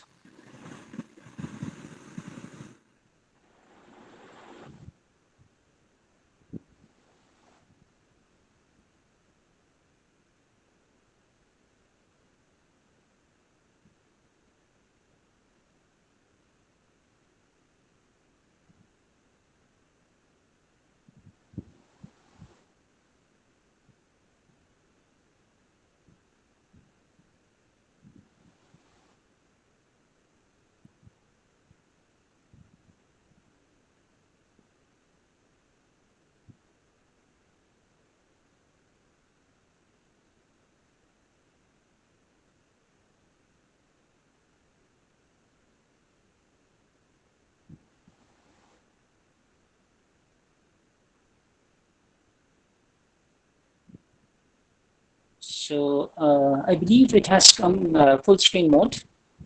Please confirm. Yeah, it's got. It's there, Dr. Ghosh. Okay, thank you so much. So let me start. As you can see here, the topic what I have chosen for this particular FDP, as it should be some kind of beginning, treatment on different aspects and tools and perspectives of machine learning. So the topic as I have chosen, this says about machine learning, foundation, frontiers, and its transformative applications. So from this particular heading, perhaps it should be clear to everyone that I will be trying to depict the foundation of the particular issues of the machine learning, and I will try to show you certain applications at different domains. So with this, let me start. Already, Dr. Datta has mentioned about the particular aspects of these machine learning. So I will not be touching every aspect of that one. Let me tell you one particular thing that whenever I'm talking of these machine learning, it says about a certain group of techniques. And this is used by different data scientists and different experts at different domains that allows computers, may not be always computers, may be any particular machine or device, to learn from the data. Data may be some image, data may be some particular qualitative data, data can be some numerical data, whatever the form is, particular some information are provided, some raw data are provided. From that particular raw data, some particular learning is to be done by the computer or any particular electronic device. Now, whenever I'm talking of this machine learning technique, please remember that there are certain mainly two different objectives of this one. The first one is the estimation or the forecasting, and the second one can be classification or clustering. So whenever I am saying about the first one, estimation or forecasting, as I mentioned, this is or estimation or forecasting. There are certain differences on these two. What are those? The very first point is whenever I'm talking of the issue of estimation, it says that suppose some variables are provided with certain outputs. And from that particular table, suppose I have, say, two different variables, x1 and x2, say, and the output is supposed to be y. And we are providing a table of values for these x1, for these x2 and y. Now, after having these data, I want to make this computer learn from these data so that it can give you certain choice that when I provide a new fresh values of these x1 and x2 at a certain extent, it can just develop or generate the value for this y. This is supposed to be estimation.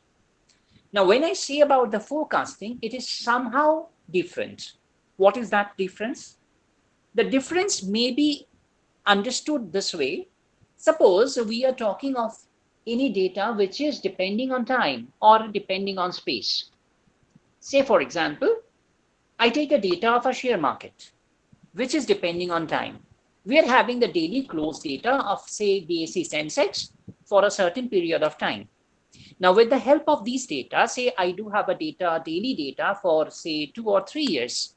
With the help of this data, computer is asked to develop what can be the possible answers of the daily close data for the after, say, we are providing the data, say, till today. So after that one, from tomorrow, 15-day onwards, we want to get the corresponding answers. So that is, of course, an understanding of forecasting.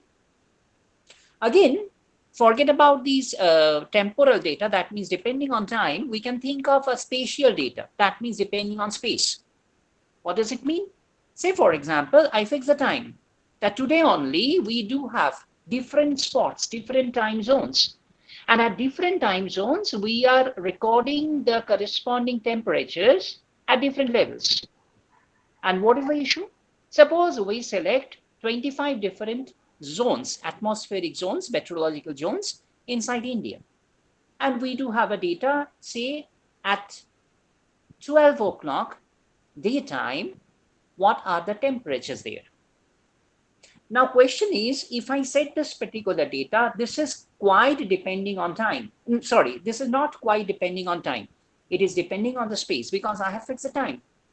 So on that particular perspective, if I ask you, if I just provide a new fresh zone, say 17 zone, 26 zone is provided, we have to understand what can be the possible temperature there depending on the previous results.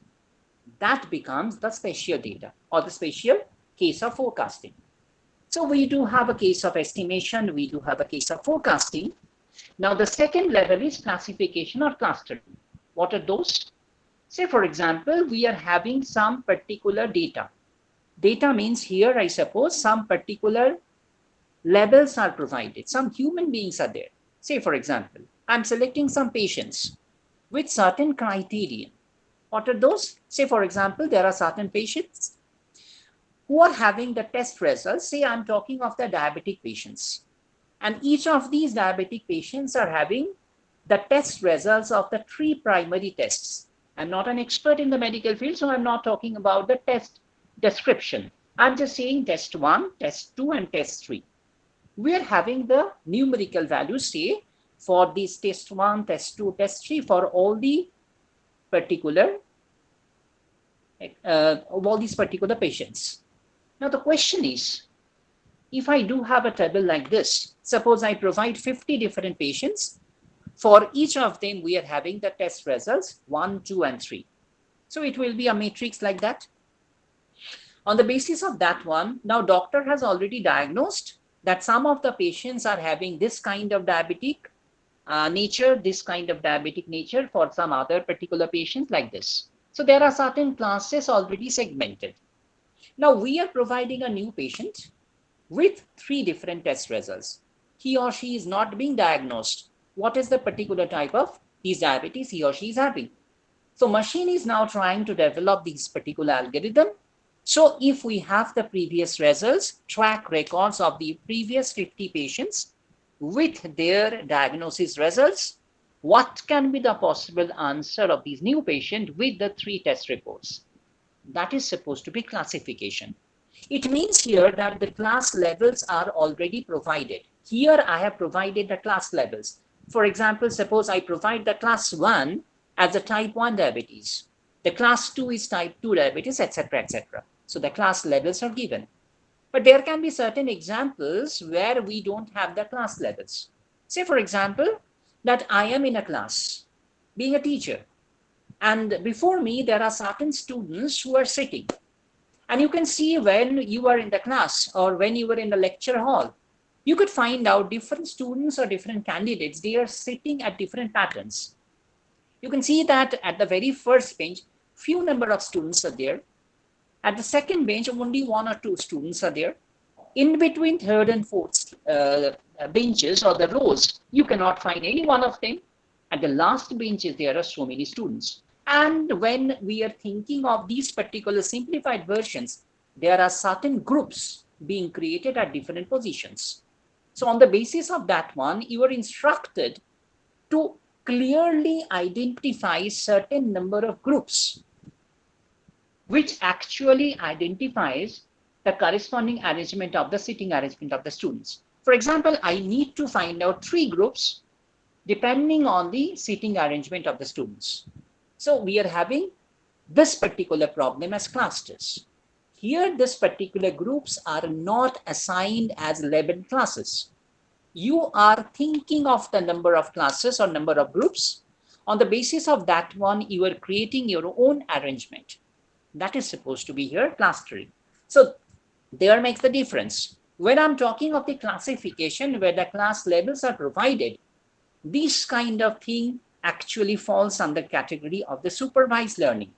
And when I'm talking of the second particular job, that we have this freedom, we can create the number of these groups, and according to my choice, according to my development of the algorithm, I can arrange them in this particular groups.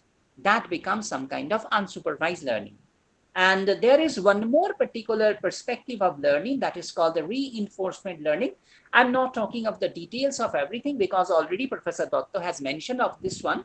I just give you certain examples. You can see there are certain machine learning algorithms which are, as you can see, k-means clustering. This is one particular clustering technique, which is, of course, unsupervised learning. Then comes density-based spatial clustering of applications with noise, which is known as DB-scan. This is also a form of unsupervised learning. Hierarchical clustering, which is also an unsupervised learning. Gaussian mixture model, GMN, which is also an unsupervised technique.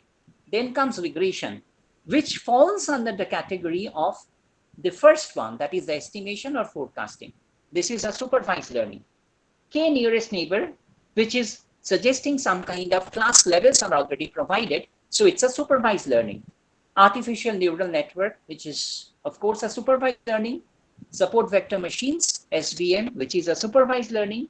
And the naive-based approach and random forest, these are also supervised learning. Let me take this particular note of the naive-based approach, which is somehow different from the other perspectives. Because in the other cases, in most of the other cases, we are talking of these particular group of, say, objects or people or human beings, whatever you say, living creatures. These objects are having certain numerical values as their characteristics. As I mentioned that for the diabetic patients, test 1, test 2, test 3 reports, these are giving you some values. But there can be certain choices. You know that some doctors are there. Whenever I'm talking of a particular report where I just need to identify whether this virus is present here or not in my body, whether the bacteria is present or not in my body, it is giving me something else. It is giving me the answer yes or no. This is not at all any numerical value. This is a categorical thing.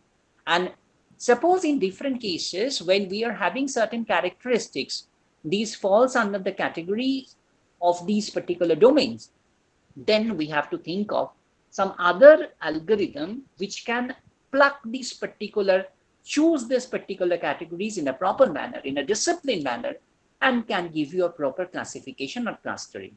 One example, as I mentioned, this is about the naive-based approach. When I talk of the machine intelligence, it is a different perspective. In most of the cases, we get confused. We actually get confused with these two different phrases, machine learning and machine intelligence, but they are somehow separate. How? When I talk of the machine learning, it is the input process. That means how you are giving the input to a machine. Now, after having this input, how machine successfully performs, that is the performance. This is actually supposed to be machine intelligence. If the machine can perform better, I should say the intelligence is better. That is actually the main thing of this particular job. So I just don't want to waste my time with the definition, formal definition of the supervised, unsupervised, or reinforcement learning. Let me just tell you 3 examples on this. And perhaps this example will give you a clear idea how these 3 different choices of these learning are actually working. So let me actually suppose our childhood days. So, you know, when we are thinking of the childhood days, at the very initial moment of the learning, we can remember that how we learn to write the scripts. In English, suppose we want to write A, B, C, D, or in our tongue, mother tongue, maybe etc., or the numbers 1, 2, 3, 4, etc. How we actually started to write. So we couldn't identify how to write. So we were not able to write the particular scripts in the board or in the particular writing frame or in the exercise copies. So what was the process? Our seniors, might be our parents, might be our grandparents or someone else, they actually took our hands, fingers properly, and they helped us to identify, to know the technique, what should be the pressure, what should be the angle, how to just particularly put the pressure on the pencil or the pen so that we can write the things properly. This is one example of supervised learning. That means we are absolutely guided by some particular method. So in this particular framework, whenever we are using some kind of machine learning technique, and we are strictly following at every step a proper mathematical guidance, that becomes a supervised learning. On the contrary, suppose we consider one more example, that how we actually learn to work. So there is a difference. How we learn to write and how we learn to work, that is a different thing. When we learn to work, our parents or grandparents, they couldn't help us in this particular way. You should press your leg in this way. You should put your hand in this way. Your angle, your posture, your backbones, these should be in this particular way. They couldn't help in that way. So how we learned? We actually tried to imitate our seniors, but we failed. So that is the process. We try to imitate. So we got the fundamentals from them. And then according to our own body weight, balance, our posture, our size, we could make the particular algorithm. And finally, we succeeded. That is the main thing. This is one example of unsupervised learning, where we have the mathematics, where we have the script, but it is a remote. We are taking the help of that one, but parallelly, we are creating our own algorithm. This is one example of unsupervised learning. On the other hand, let me again go back to the rebrush the ideas of the childhood memories, that when we did something good, what was the main thing? What happened actually regular? The thing was that our parents encouraged us, and they tried to provide us certain gifts, like say toffee, whatever else we are fond of. And on the other hand, suppose we did something wrong.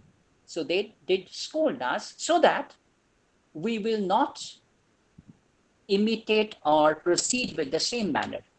So this is called the reward and punishment. This is one particular way of making learn. The point is, when we are getting the reward, that means we are actually inspired or motivated so that in the same manner we can do or repeat the thing at the next time. But when we are having any reverse order, reverse mechanism, that means we will actually understand that if I repeat the same job once again, we will again have the reverse operation. So we will better not to do that in the particular sense. So that is a form of learning. This is called reinforcement learning. And this particular learning is actually used in case of robotics. For example, suppose there is a robot and one master is actually controlling that robot. And robot has certain mechanisms. And when I talk of the robot, I cannot provide a toffee to a robot, or I cannot scold the robot so that it can understand in that sense. So what else we can do? We create some feedback, some electronic or electrical impulse to the robot. So whenever it is doing the thing in a proper sense, in a correct direction, I can provide a positive electronic impulse to that robot so that it can sense in its body, in its structure, in its system, that my master is helping me. So I will do the job once again.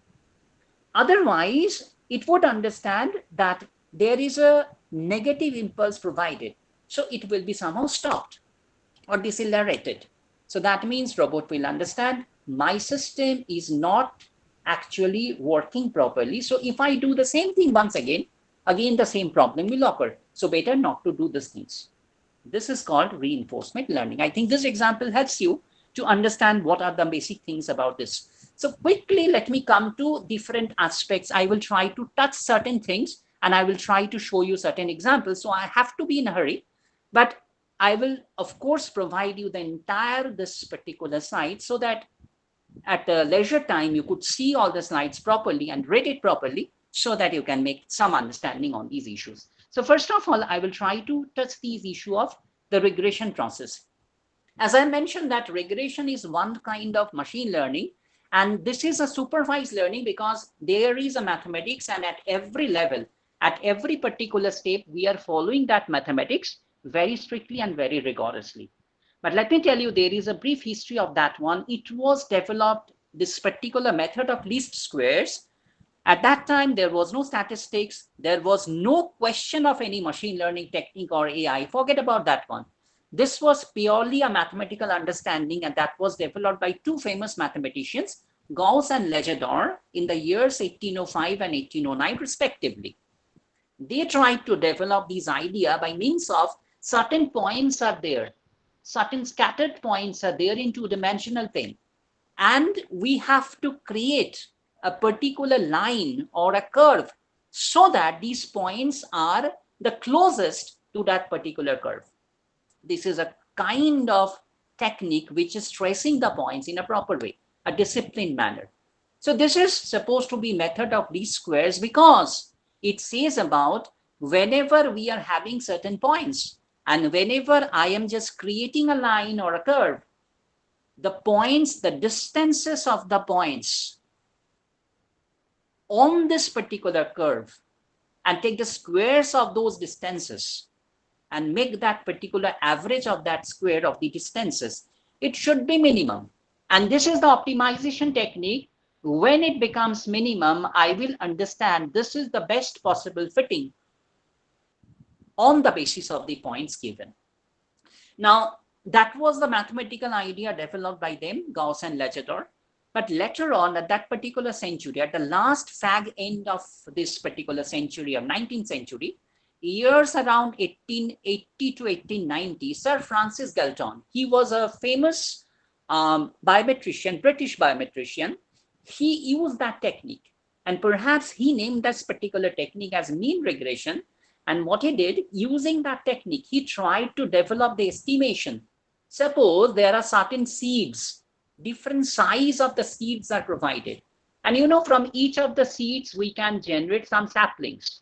So his process was that get the particular readings of the sizes of the seeds, get the corresponding sizes of the saplings generated from the seeds. And after that, he followed the mechanism as suggested by these Gauss and Legendre. And then he tried to estimate, if I know there is a seed before the development of that particular tree or sapling from that particular seed, can we estimate or forecast what can be the possible size generated from that seed. He developed and tried to get the answers, recorded the answers. And at that time, that time there was no computer, forget about that one. There was even no calculator. He manually calculated the answers and got 90%, more than 90% accurate answers. This was one job he did. Later on, inspired by this success, he did one more thing. He tried to understand anthropologically what can be the possible relationship between the heights of the parents and the height of the newborn babies of certain age. Of course, I have to take the same age of the babies, otherwise that description will not be giving you a proper answer. Anyway, so the point was he had some data, and he tried to develop the mathematical relationship between the heights of the parents and the height of the babies, corresponding babies. After getting that particular relationship, now he tried to answer if this is a new case of expecting partners. He collected the heights of them, and before the birth of their babies, he tried to focus what can be the possible size or the height of the baby, say after 3 months or 6 months. Okay, he tried to develop that one. Again, he got the success. When the babies were born at those houses, he went to those houses and recorded the sizes. And then he collected the comparative study, what was his prediction and what is the answer coming. Again, he got more than 90% accurate answers. On the basis of that one, the first way, that is a historical job, the very first approach of the machine learning technique, it was not developed in this century. Let me tell you frankly, it was, honestly speaking, it was developed in the years around 1880 to 1890 by Sir Francis Galton. That is the point what I want to tell you. So let me tell you about this one. There can be different forms of this regression. There can be simple regression when I do have only 2 variables.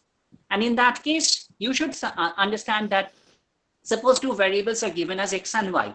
So there can be 2 possibilities. One is x is independent and y is depending on x. For example, if I eat more, I will be more healthier, So this eating capacity or this amount of it, that should be taken as x, which is independent, and my size, my bulkiness, etc., that should be understood as y. On the other hand, there can be one more option that here x is dependent and y is independent. So there can be 2 choices if I have 2 variables. And in that particular aspect, we say that this particular variable, which is understood as the independent variable, this is called the cause, and the dependent variable is supposed to be the effect. So there is a kind of cause and effect relationship in every such cases when I am talking of these simple regression process. And there is a thumb rule every time that we should write the structure of the equation in this manner, that the dependent variable should be always coming at the left hand side. Suppose y is my dependent variable and x is my independent variable. So I would write y is equal to a function of x. If the thing is altered, that x is my independent x is my dependent variable and y is my independent variable, I would write x as a function of y.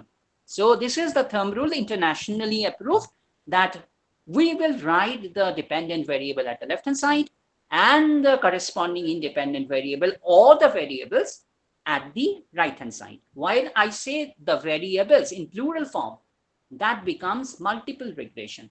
So in case of a multiple regression, please remember the structure remains like this. If I suppose there are, say, 10 variables given, more than 2, say 3, say 4, say 5, 10, 20, 100, 1,000, lakh, some crores, whatever it might be. In the big data analytics, you could think of this. So the structure says, if I do have n number of variables provided in a spreadsheet, I will consider n minus 1, please remember, n minus 1 number of variables as my independent variables, and only one single variable as my output, which is the dependent variable. So please remember, you may ask me the question, sir, can it happen that we are having a case that some of the variables are dependent and some of the variables are independent. Say, for example, we are having 15 different variables provided, and I could find out 5 different variables are depending on the other 10 variables. So, as I have said, that you have to structure the problem in this accordance, that your model should actually suffice in this way, that you should have only one as output and others are inputs. How it will work? Yes, it will work. Every dependent variable will be a single problem, separate problem. For example, if I suppose there are 15 different variables provided, and if out of them 5 are coming to be dependent one, I should consider the problem, the first problem, as the first dependent variable, depending on the 10 independent. The second problem is the second dependent variable, depending on the 10 independent variable, like this. So every particular dependent variable will raise a different set of question. That is the main interesting thing.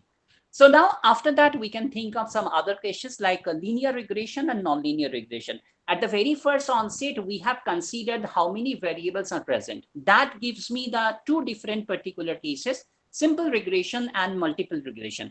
But whenever we are thinking of what is the model, how the model is structured, then the question comes about the linear regression and nonlinear regression. Please remember, linear regression means that I can have a case of simple regression or a multiple regression, whatever it might be, but please remember the structure remains to be linear. That means if I have y and x1, x2, x3, xn, these number of variables are the independent one and y is the only dependent variable. So y should be written as sum w0 plus w1 x1 plus w2 x2 up to wn xn. That linear structure suggests me that it is a linear regression. How many number of variables present, that is not the point. What is the structure you are maintaining, that is the point. And what is the definition of nonlinear? I cannot have any unique answer, because anything not linear, that can be understood as nonlinear regression. So I can have infinite number of options to understand these issues of these nonlinear regression. So there cannot be any particular segment. This is my definition of nonlinear regression. It can be somewhere squares are coming, somewhere exponentials are coming, somewhere sinusoidal functions are coming, somewhere other nonlinear assumptions are coming. So whatever the thing is coming, if there is only one segment where you cannot find out that it is not linear, the entire structure will become then nonlinear. And I'm not talking about the partial regression or the total regression. It is very simple. Partial regression means that you just add one variable to already a given set of variables and try to see whether some new results are emerging or not. You know, in a class, suppose all the classmates are having some equation, some love and hate relationship, and some new friends are joining them in the next semester. So what can happen? A new dynamics can emerge. So that is the observation. It is under the class or the category of partial regression. And total regression means, suppose I am thinking of 20, say, financially developed countries in the entire world. And when I try to get the answers of the relationship between the share markets, I can take 20 C2 number of pairs. You know, I'm thinking of each of the pairs for these 20 countries. And let me thoroughly analyze all these pairs. That falls the category under the category of these total regression. So anyway, I just don't take the example. It's very simple. Let me now consider some of the case studies. This is the very first case, that simple linear regression. I want to use the method of least square. You all know, I don't have to just repeat the things. It was in the undergraduate or before that you have just gone through these ideas, that we have to develop this algorithm by means of that least square method. And so the thing is, suppose we are having, say, the equation y is equal to a plus bx for 2 variables. As I have said, it's a simple regression. So y is my dependent variable and x is my independent variable. So I will write y is equal to a plus bx. If it is the reverse, that means the assumption says x is my dependent variable and y is my independent. As I have said, the thumb rule is dependent one should come to the left side and independent one at the right hand side. So I can write x is equal to c plus dy. So the particular normal equations, you know, I don't have to read it out. These are the normal equations. It's a very general, very particular approach. And using that particular results, you can develop the answer for each of the cases. This is the first set. You can see this is for y on x. That means y is depending on x. And this is the case where x is depending on y, which is said as x on y type. Here we have these two normal equations. And what is actually the objective? Getting these two equations, we have to identify from the data what are the values of the parameters you have chosen, A, B or C, D. So we have to get the answers for these A, B and C, D, and after that we can generate the result. This is one example I have demonstrated. I don't want to go with this example. You could see it out. Here I have demonstrated with this particular normal equations that this is the data of these particular 5 size data I have taken. On the basis of that one, I am asking you the question. Only the last part of this question is most important. Here you can see that the point is, can you see my slide? Is it visible? Yes. So once it was disappeared, that's Yes, why sir. I asked you. Okay, fine. So the point is, you can just check it down that what is actually the last line. Here 2 questions were asked. You can see the data is provided. Now the question is asked, estimate y for x is equal to 11 and estimate x for y is equal to 10. Here you have to understand very in a cool brain, what is the objective of this question. So you see the very first question, you have to estimate y for a given x11. When something is given, that means I would understand that is as an independent variable. So when the first question is being generated, I need to find out y. If x is given, it falls under the category that y is depending on x. That is y on x type we have to choose, which says y is equal to a plus bx. On the other hand, look at the second question. X we have to estimate for y is equal to 10.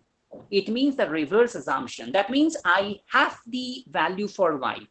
So y is given, that means y you can think of independently. So it is under the category of x on y. X is depending on y. So it will be having the model as x is equal to c plus dy. So please be rational. When the first set of question is asked, you have to generate the equation y is equal to a plus bx and you have to estimate the values for a and b. When the second question appears, you have to estimate the values for C and D and get the answer properly. So anyway, I don't want to just go through that one. You can see the table. And with this table, you can generate the answer, having the values for these AB in the first case and get the value for CD in the second case. So that is the most important point, you know. Now, you can see the corresponding structure of the set line. Here, everything, please mute. I think some noise is coming from one end. Please mute. I cannot say the thing. Continue the matter. Some voice is coming. Pritam, please, can you help me?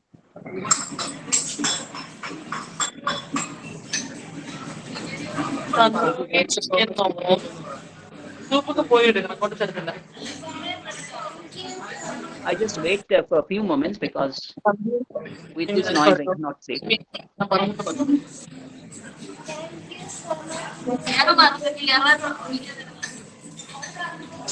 Everyone, please mute.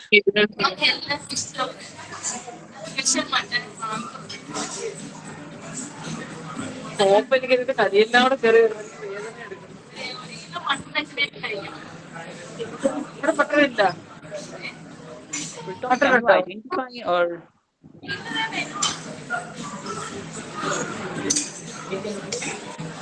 I can see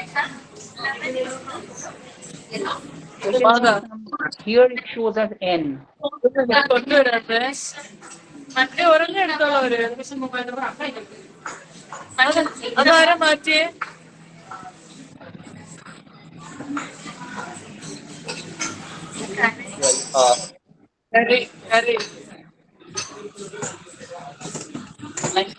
Just wait for a few moments because two noises cannot help.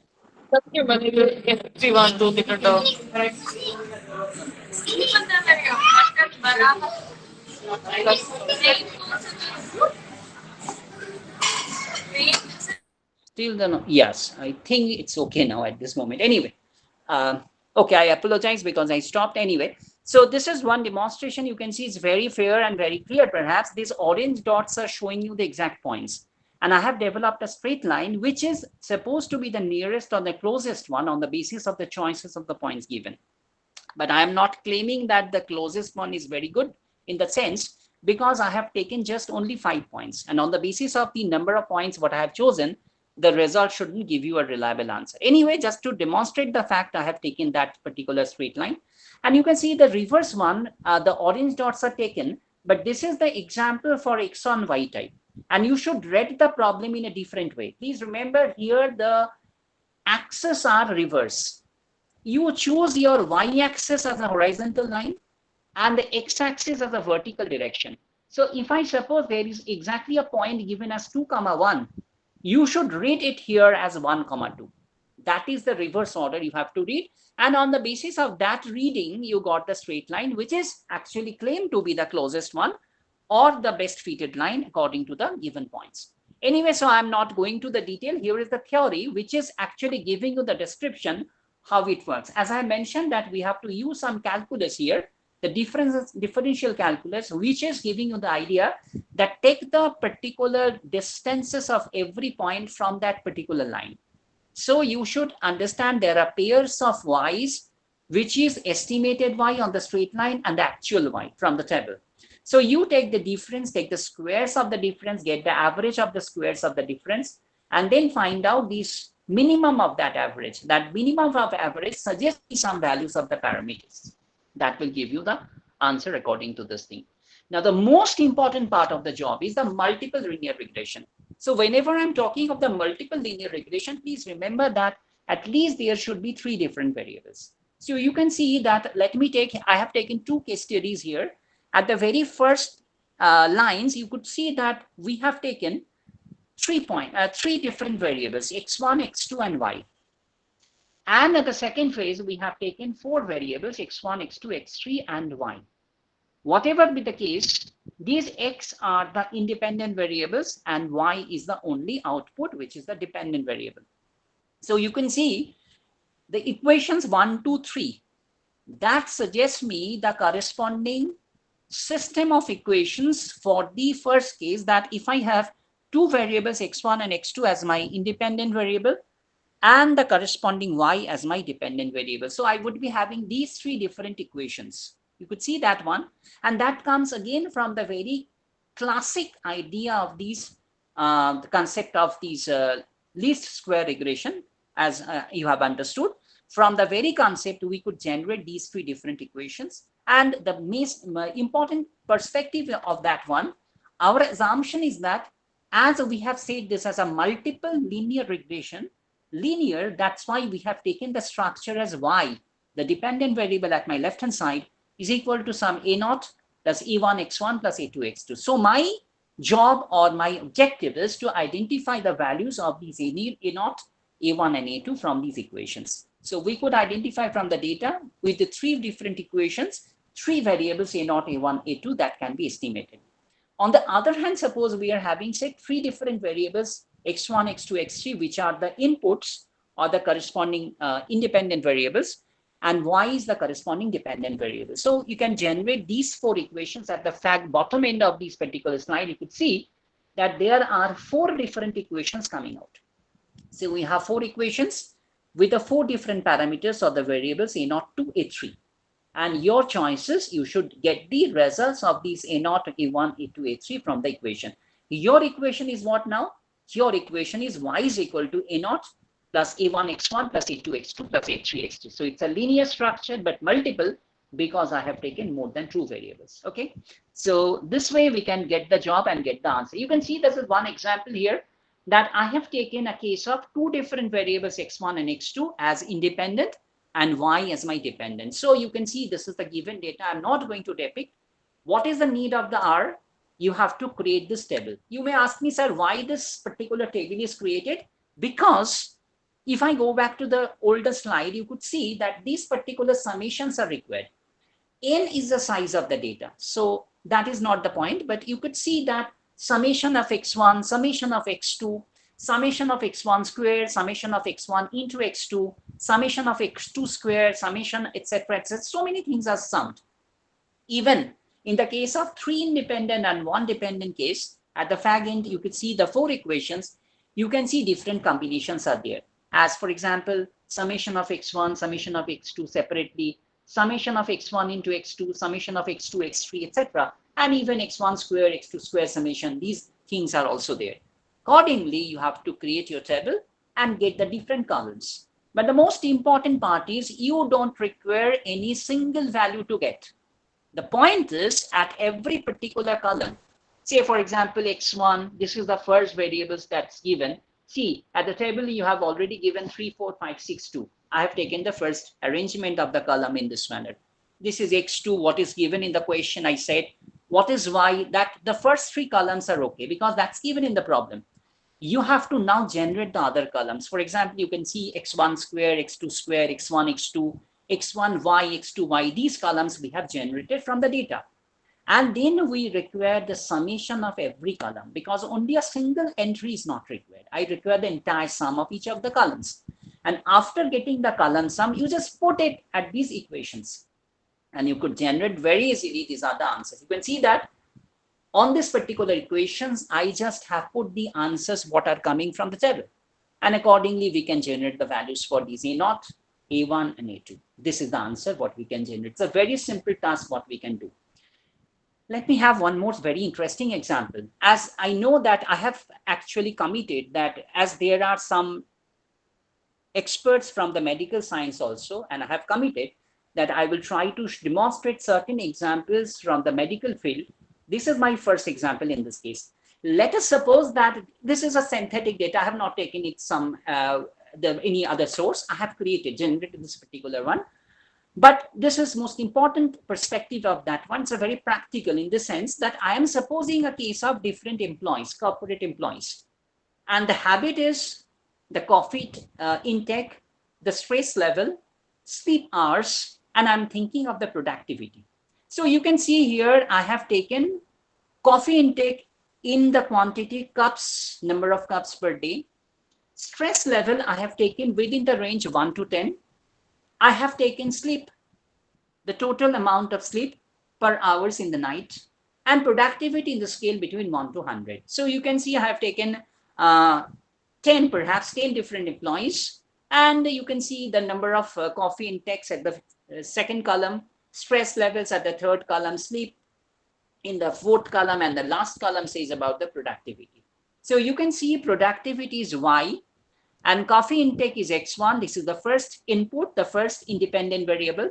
Stress level is X2, the second independent variable. Sleep is X3, that is the third independent variable. So we want to generate a multiple linear regression model. So my Y should be then, the productivity should be then A0, which is called the bias, which is not depending on these X1, X2, X3, plus A1, X1, plus A2, X2, plus A3, X3. My actual point or objective is to identify the values or estimate the values for these 4 different parameters, A0, A1, A2, and A3. What the theory I have mentioned, what the example I have shown, the similar task we have to do. And with the help of these particular table, you can just generate the answer at your own choice. You can think of this problem, you can just make this task and get the answer. What the answer I got here, that productivity is coming out to be 61.02. You can chop at you can see that the answer is given in the red letters, minus 1.02 multiplied by coffee, minus 1.17 multiplied by the stress level, plus 3.50 multiplied by the sleep. You can easily assume that the geometrical significance is that one. Whenever we have a minus sign, it has a negative input. That means if we have a more number of copies, perhaps it will give you less productivity. If you have more number of stress, more amount of stress, it would generate less amount of productivity. On the other hand, if you have a good amount of sleep, it can enhance your productivity. So this way, minus sign and plus sign, these are adjusted. So it's a practical answer what we can get. So this is one example I try to show here, demonstrate that multiple linear regression, it can help you at certain level that you do have a reading from the different sources. Some inputs are there, some output is being generated, you have calculated. Now you want to estimate what can be the possible model so that What is the necessity of that one? You have observation of some other people, unknown counted. I don't know what can be the possible productivity, but you can nurture their nature. You can identify what amount of coffee intake they have, what is the stress level if you can calculate. If I know that what is the amount of sleep he or she is having per night, then you can try to calculate from this equation what can be the possible scale of the productivity for that particular employee. This is one particular job, what we can do with this assignment. So just to go with, this is one advancement of the model, that in this multiple linear regression model, we can develop some idea of a lasso. The lasso means here, the full form is least absolute shrinkage and selection operator. What is the main thing? I'm not going to detail that one. Let me just give you the idea that it says that if you just go with this particular model, you can see that I have taken one particular parameter, or say the variable as L1, which is giving you the first part. You can see the first part depicts you exactly the least square method. We are trying to identify what is the y and what is the estimated y, actual y and estimated y. Your estimated y comes from these a0 plus a1 x1i plus a2 x2i. This is your estimated yi. And yi is exactly the corresponding value of y at the ith row, exactly given in the table. So every time you are calculating what is the difference between the exact y and the estimated y coming from these multiple linear regression. I take the square, get the average. That's why 1 by n sigma is taken of the squares. This is one part which we classically do. Apart from that one, let me add something else. A lambda Lagrangian parameter is taken. And lambda is giving you the sum of this particular moduli of these A1, A2, these parameters. This is giving you the idea that this is a kind of regularization of the parameter, which is giving you the idea of the lambda. And this amount of shrinkage is actually applied to control the thing. So whatever the thing is coming, if I have a large value of lambda, you can see that regularization is more enhanced and leading to more coefficients push towards zero. So the coefficients will push towards zero in that case. Other hand, on the contrary, if you have small value of lambda, say it's going towards zero, you could see classically you are going back to the old level of this regression model. So this is one adjustment we could provide. Of course, if the calculation computation is harder one, but this is some advancement in the case that we can think of, which is called the lasso regression. Anyway, so this is one more thing which is talking about the non-linearity. Here I have taken a specific one example because non-linearity can be assumed in the different manners. Infinite orders are there to understand non-linearity. So it's a case specific one. We have taken two different variables, which is a simple regression, but not in a linear sense. It is taken to be a quadratic or parabolic. So I can think of if my y is depending on x, and I can think of the answer in this way, that y is equal to a plus bx plus cx squared. So x is independent, but it is not a straight line. It's a parabolic form. Otherwise, if you take the reverse order, that means the point is x is depending on y. You can think of x is d plus ey plus fy squared. So that is the reverse order. And I'm again not reading the entire equations. You could see that whenever you have the first case, y is depending on x in the parabolic sense, you have these set of equations as my normal equations. My choice is to identify the values of ABC for the very first case. And this is the second set of equations where we have x is depending on y. And x is depending on y. We have these three normal equations. My objective is to identify the values of D, E, and F from these. So this way we can generate the answers. I have taken the same example where we fitted the straight line form. For the same example, I tried to fit now the parabolic form. You can see the table, the calculation one. Because you have these set of equations like this, you can see there are certain cases of, x square. You have this particular to the power 4, x to the power 4. You have x cube. You have xy, you have x squared y. That's why the table is generated this way. So many things are coming out. The first two, columns are coming from the source, the problem, but the other columns are now generated. As you can see, x square is generated, y square is generated, x cube, x to the power 4, xy, x square, y, x, y square. These things are generated. But again, I'm telling you, you can see in the particular equations, we don't require any single value. We require as a whole the column sum.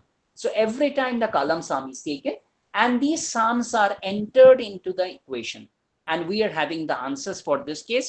You can see we have the answers for these A, B, C. Some of the results might be negative, some of the results might be positive. Don't be confused, because you have a natural choice on the basis of the problem. Parameters may come as negative or positive. So you have to be careful whether you are doing it properly, correctly, the answers are coming or not. But negative, positive, everything can appear. Don't get confused with this. So this way we can generate the answer. Again, the same aspect. When we have given x, we have to identify y. It becomes y on x type. So getting the equation of y on x, you should put the value of x and get the estimation of y. Whenever the problem is given that given some y, you have to estimate x. So consider the model of x on y type. Get the particular results of D, E, and F, these three parameters. Get this x on y type equation, parabolic form. After that, put the value for y, what is given, and get the estimation of x. That is the way to get the proper answer. So you can see here, this is the parabolic shape for the very first cases. The orange dots are giving you the exact points. And you can see that perhaps, though there are only 5 points I have taken, so results may not be reliable. Again, I'm telling you just for the demonstration, I'm showing the things. But see, it's a betterment from the old version of the straight line, because the points, how they are actually narrated, the trend is somehow tracked in a better sense by this parabola. You can see, identify that one better than the straight line.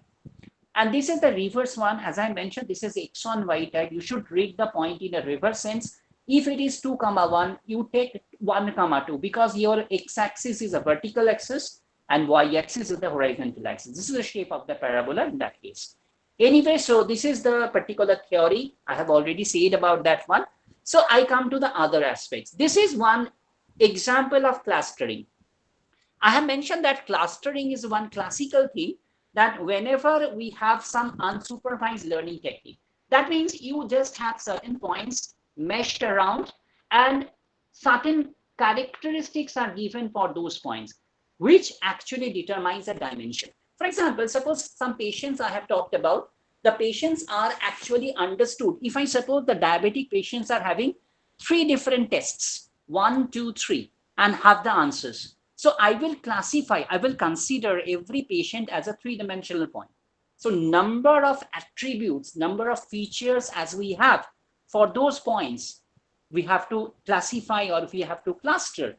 This actually argues about the dimension of those points. Okay. So anyway, the particular k-means algorithm says it's a very simple flat. I'm not going to detail once again. It's a very simple. You just can read it down. Thing is, suppose at the very moment, k means how many clusters you need. That determines k. Suppose I need 3 clusters from the arrangement of data. Suppose some students are sitting before me. I am in the class. I am standing and I can see that students are gathered this way in front of me. And I can visualize from my experience that, yes, I may have 3 different groups that will actually give the arrangement in a proper sense. This is first necessity I can just build up and then try to argue what can be the possible arrangement. So how should I do? Let me think of that every particular group which are supposed to be here clusters. We take arbitrarily this point as my cluster centroid. Arbitrarily, we just choose. Say, suppose this point here, this is the centroid for the first, this is the centroid for the second, this is the centroid for the third. This is my pure assumption. After that, we develop the algorithm. How? So what we will do, point by point, as I mentioned, every particular creature, maybe living, maybe non-living, depending on the characteristics what we have, this will determine the dimension. So I will now using, say, for example, at the simplest way, Euclidean distance function. How should I get that this point, this boy or this girl or this particular living creature or the non-living object, whatever, take the distance of this from the first cluster centroid, from the second cluster centroid, and from the third cluster centroid. Make a comparative study. Which is the minimum? You should assign that particular object or that point to that cluster. Suppose I do have one point, say X. The first cluster centroid is C1, second is C2, third is C3. I take the distance between XC1, XC2, and XC3. And I can clearly identify C2 is having the minimum distance from X, other than C1 and C3. So I will assign X to the second cluster because C2, that centroid, is nearest to that one. So I will have a rearrangement of these points. This is the second level. After having this rearrangement of the points, now let me try to get the exact calculation of the centroid. Because at the very first level, initial level, we have not taken the exact calculation of the centroid. We have assumed. Now some particular points are gathered at those clusters on the first mathematics, on the basis of that mathematics. So my next argument will be, with the help of the points already stored there, take the exact cluster centroid. You know the particular formulation, because if I take all these first components, say I have a three-dimensional point, x, y, z. So what should I do for having the cluster centroid? Take the sum of all x divided by the total number of points.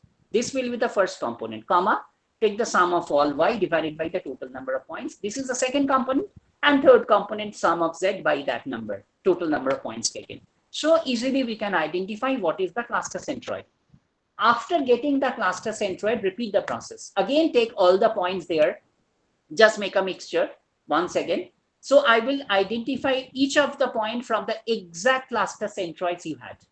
And again, I will try to calculate which is the minimum, and that point will be assigned to that cluster. So we will be having at every level these arrangement and rearrangement. Finally, where should I stop? You could find out at the previous step what are the cluster centroids, and the next steps, these are not changed. Then we stop. But in most of the big data analytic cases, that may not happen. So we will create a threshold. Threshold means if the previous cluster centroids and at the next stage, what are the cluster centroids coming? If the distances between those cluster centroids are less than epsilon, you take a threshold, very minimum score of that epsilon. If all of them are less than that epsilon, then stop the process and you can generate that this is the best possible answer according to this threshold. So that you can do. Anyway, so this is in a very simple sense about the idea of the K-means algorithm. Okay, so this is one process of clustering. And one particular method I'm not going to depict. As I mentioned that I took the value of K is equal to 3. Say, looking at the arrangement of the students, pupils before me, I assume that this is 3. But assumption may not be perfect every time, because if I can visualize the people, the corresponding living creatures or the object which can be visualized, then okay. But if they are abstract, some data is given, you cannot visualize. So what we have to do? In that case, there is one method. This is called the elbow method. So what we will do at every level, we choose different values of this K. And on the basis of that one, we can have these particular sum of the particular distances, which is called the moment of inertia in physics. And you could see this is an elbow shape that is being generated after certain value of K. You could see there is a saturation. Here, this one example I have typically taken, you can see after 5 or 6, everything is looking very similar. So you can take the value for K, the cluster number, maybe 5 or 6. After that, it is unnecessary. But 1 to 4, that is disturbing part. So better not to take that particular thing. This is one way to understand how many clusters you can choose at that level initially. So this is one example. Already I have mentioned how the work is going on. You just look at it. I will provide this particular slide just after my lecture. So you can just go with that one. These are the different steps what we have taken. So this is one method. This is called the Gaussian mixture model. Instead of having this particular thing, suppose that, let me suppose the points are distribution in the Gaussian way. That is, the normal distribution. But that's the very typical one.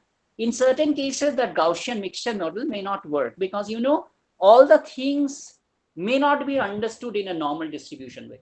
So better you should understand whether you are having this particular distribution it is following some typical results of the Gaussian distribution, then only you can find this out and you can get it down. So this is one model where you just have to do these first find out at different levels what are the expectations. You know, expectations are supposed to be the mu, get the corresponding variances, which is supposed to be sigma, and on the basis of the choices of these mu and sigma, you can try to generate the answer.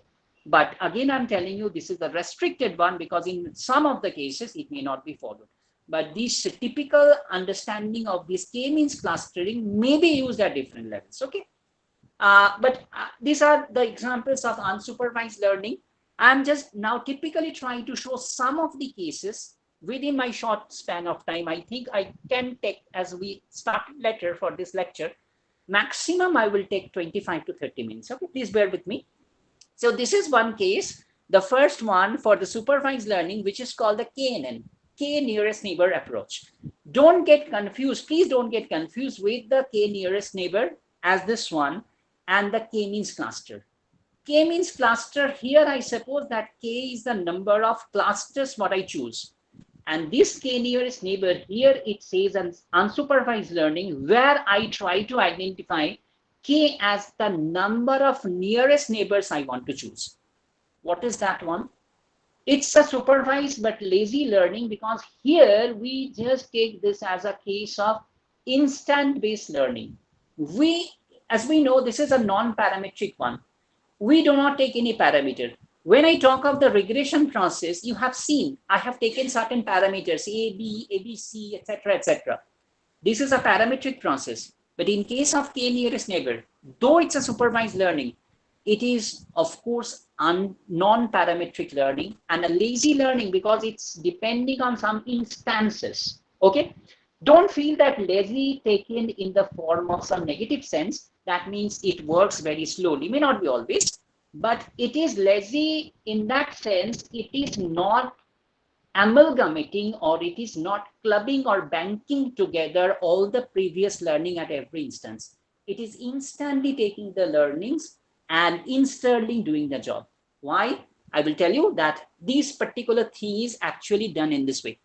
Let me take one example, simple example here that will demonstrate the thing. See, for example, I have the cases of 5 different patients already given. John, Rachel, Hannah, Tom, and Nelly. And you can see that there are 3 symptoms, test 1, test 2, and test 3 reports. You can see the values are provided. It's a very synthetic example. Don't take it seriously. Please just one demonstration here. One expert from medical science, they can provide some better result for that one, but the method and the algorithm remains to be same. Just take this as an example. So you can see it for the case of the first patient, John. Symptoms are having the values consecutively 35, 35, 3. And you can see, read the other examples also. I don't want to read, but the important job is that one. Doctors have identified or classified them. Some of them are malignant, some of them are benign. So you could see that John, Hannah, and Tom, they falls under the category of malignancy, and Nelly and Rachel, they are benign. The question arises, let me give you one new patient, David, with the particular symptoms results for 1, 2, 3 consecutively as 37, 50, and 2. So the question arises, what should be the classification for David? Should I consider David as a malignant patient or a benign patient? So what is the way to understand that one? So here we have taken this KNN method this manner. First of all, as I mentioned, K we have to understand. K means here the number of nearest neighbors you want to choose.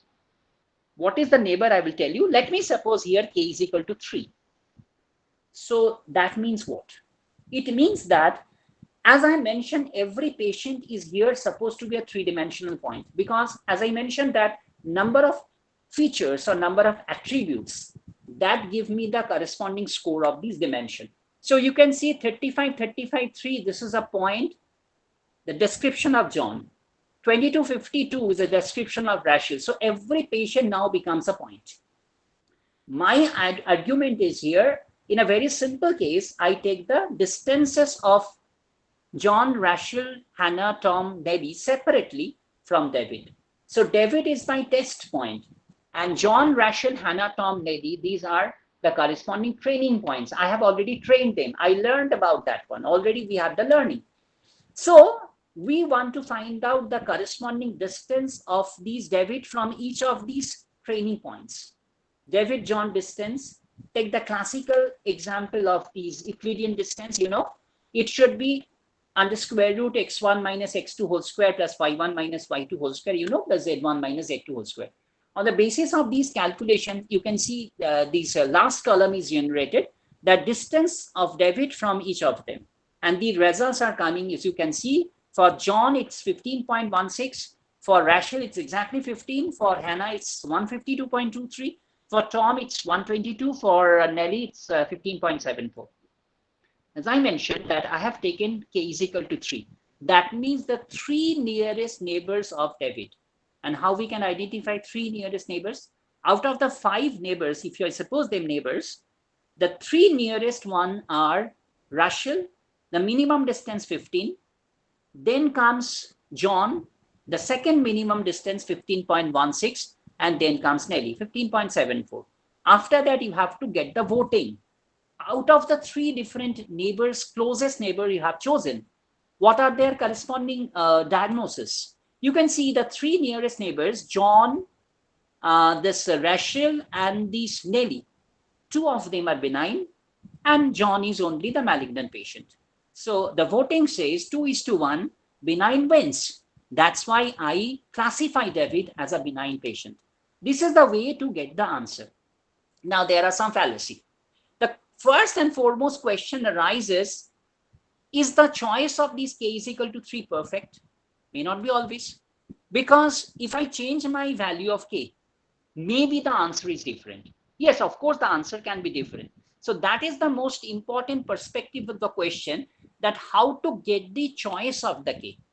Actually, it says that if I choose a very small value of k, there is a problem because we can miss certain things, some information. Data is huge, and we are taking some small choice of k. On the contrary, if I choose a very big value of k, it can include some other results also, which are unnecessary. And that is why if you include all of them, the majority may not be the actual majority which is to be reflected. And that is why you should avoid a very small value of k as well as a large value of k. So you have to be moderate in between. But that is again a fuzzy thing. How to choose that moderate answer? There is a thumb rule. It says that if the size of the training points, say capital N, as in this case, the total number of training points I have chosen 5 patients we have chosen, take the square root of n. If it is a binary classification means only 2 classes are there. As here it is saying about the benign class and the malignant class. So take square root of n. Now there is a question. Square root of n may not be always an integer because I need an integer. I need some results of the corresponding number of neighbors, which cannot be a fraction. So I need it to be a just whole number, positive whole number. That is why we have to take the greatest integer function of the square root of n, right? So suppose I am taking it to be 15, square root of 15, that comes to be, 3 point something. It's not exactly 4. So 3 point something, take the square root, take this greatest integer function, it falls as 3. Now how to choose it? There are 2 different reflections. Sometimes that number may be an even integer. Sometimes it can be an odd integer. For example, if you have say 17, it would be 4 point something, square root of 17. And in that case, the greatest integer function should be 4, which is an even number. But what happens if you have a binary classification problem? Please don't take this number to be an even integer. Why? Because suppose you are having say 4 as my neighbors. And it can happen that out of the 4 neighbors, 2 are benign and 2 are malignant. So it cannot give you a proper voting. It's a tie. So that is why if you take some odd integer, you will always have a proper answer. But that is true only if we have a binary classification problem. Take square root of n, take the greatest integer function. If it is odd integer, okay, it's perfect. Take that one as your k. But if it is not an odd integer, take the square root of n box function and take the -1 of that one. That means it will reflect if it is an even number. Suppose I take 17 as my training number of points and square root of 17 gives me 4 point something. Take the box function, it would be 4, which is an even number. So don't take 4, take it 4 minus 1, which is 3. This is the process. But if I have, suppose, a classification problem, a multiple one, multiple classes are provided. Suppose I am having a 3-class problem. Take me one example here. Suppose I have taken an odd number of k, 5. Still we can have a problem. How? Suppose out of the 5 neighbors you have chosen, 2 of them falls in class 1. 2 of them falls in class 2. 1 falls in class 3. So you can understand class 3 may not be possible. But out of these class 1 and class 2, which one is to be chosen for that particular test point? That is not clear. You're confused. So that is why if you have a multiple classification problem, still the problem can generate. And that is the argument says in those cases, take the square root of n box function, but don't rely upon only the box function of square root of n. You take a separate problem taking square root of n box function plus 1, take that k, separately get the answer, also with square root of n box function minus 1, get the answer, and also with square root of n box function. Take 3 different cases, get the voting entirely fall off down them. And in most of the cases, perhaps you will get a proper answer distinctly. That is the entire process for the k nearest neighbor. We just go with one simple example here. This is one example I have provided. You can see that this is one exercise that there are 2 different, you can see that 2 different characteristics or attributes I have taken for a particular flower, which is called the iris flower. You have seen one particular this body spray, which is having the fragrance of these iris. Iris is a very popular flower, may not be available in India properly, but there are 3 different classes of these iris, which are known as setosa, virginica, and versicolor. I've taken the data from some repository, and you can see that there are 2 different attributes or features I have taken for these 3 different groups of these iris flower. These attributes are named as the sepal length and the sepal width. And what is the need? Need is a particular sample of iris flower is provided with a sepal length 5.2 and sepal width 3.1. You have to understand using k is equal to 3, what should be the particular class of these iris flower sample, whether it should be treated as setosa or virginica and versicolor. That's the point. You can see the demonstration here. These are the particular chart. First column provides me for the different samples what are the sepal lengths, what are the sepal widths for those, and the third column specifies the species, whether it is a setosa, whether it's a virginica, whether it's a versicolor that is being identified. On the basis of that one, you have to get the answer. I just want to now go to one more case that is called the artificial neural network. So it is actually starting from the very concept of perceptron. You know, perceptron, this is, of course, this idea of the artificial neural network or perceptron, these are very similar. I will tell you, this comes actually as a supervised learning technique because rigorously we will follow the mathematics here. But the most important part is here, whenever I'm talking of the word perceptron, it's not a grammatically proper English word. It's a hybrid. Actually, it says perception and neuron. I am taking the portion percept from the word perception, and from the word neuron, I am taking the part as ron. So it creates the word as perceptron. From this particular hybridization, perhaps the idea should be clear that we are talking about how a mammal, forget about a human being, how a mammal is trying to think, trying to get the answer, trying to decide, trying to execute a job. And artificially, we want to create some network so that these executions can be somehow imitated. One thing you should understand, this is one particular job of what is called the AI, artificial intelligence. But please remember, artificial intelligence is not at all any intelligence in a proper natural sense. It's some crafting of algorithm which tries to imitate the natural idea of this intelligence. Please remember that one. So it is here supposed to be a mathematical treatment based on which you just see the corresponding input and output. For example, I'm thinking of a dog, I'm thinking of a cat, I'm thinking of a human being. Some peripheral things are observed by that mammal and how it executes. Execution is my output. The input is the corresponding disturbance or the particular agent is there near about the mammal. So inputs are known. You have observed what is the way of execution that is known. You just make a chart. Now you just create a proper mathematical algorithm with the help of that chart. Inputs are known, outputs are known. On the basis of that one, you create a model so that at the near future, if I provide that input, what should be the execution, you can just develop. This is all about these perceptron or the artificial neural network, or in a bigger sense, the idea of artificial intelligence, nothing else. So again, I'm telling you, this is not trying to develop the corresponding idea about how a mammal brain is working, because that's a mystery. We have not, doctors are there, perhaps they can say better, we have not revealed the idea, not even 30 to 40% about the mystery of the brain.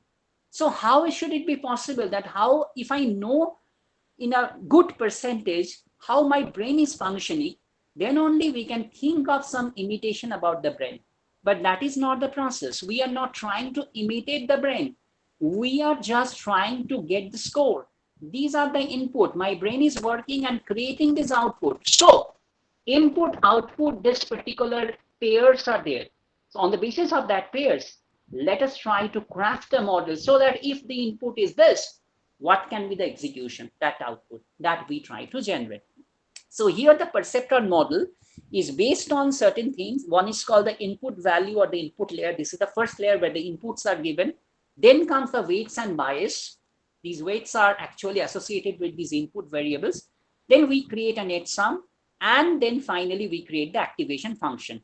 So you know the neural network is actually, in artificial sense, it is actually the network or a series of the amalgamation of different perceptrons. You know, in our body, neurons are creating a network which is creating our nervous system. Similarly, if I think of a perceptron as a unit, take the sum of all units, that creates the entire story of artificial neural network. So here is the picture. You can see at the very left hand side, you do have these variables.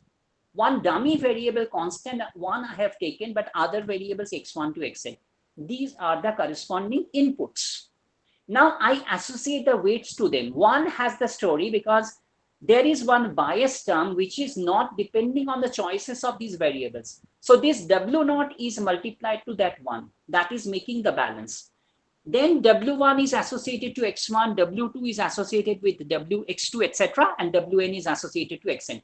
Take a sum of all of them at the third level, weighted sum. So W0 plus W1 x1 plus W2 x2 up to Wn xn. Then there is one decision-making criteria that we take a step function, and step function is your choice, which is a self-learning technique. On the basis of that one, you have to create the output, generate the output. Let's see how it works. See here what is happening, that let us suppose for in one instant, we take this x, the summation x as, say, W0 plus W1 x1 up to Wn xn, the entire sum, say this is x. And I follow the argument, if x is greater than 0, then it falls in class 1. And if x is less than or equal to 0, it falls in class 2. This is my assumption. You may ask me, sir, why this assumption, why no other assumption, and why you feel that this assumption will work? Let me tell you very honestly that you can create your own assumption. For example, you are choosing that I will not go with this choice, the state function like this. I will make my own. I will take x greater than 0. Instead of x greater than 0, I will take x greater than 50. Then it falls in my class 1. And if x is less than or equal to 50, then it will fall in class 2.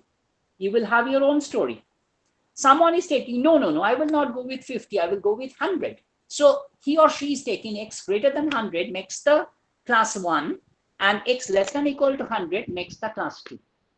Let me tell you, Actually, we need to identify the estimations of the W's, the different weights.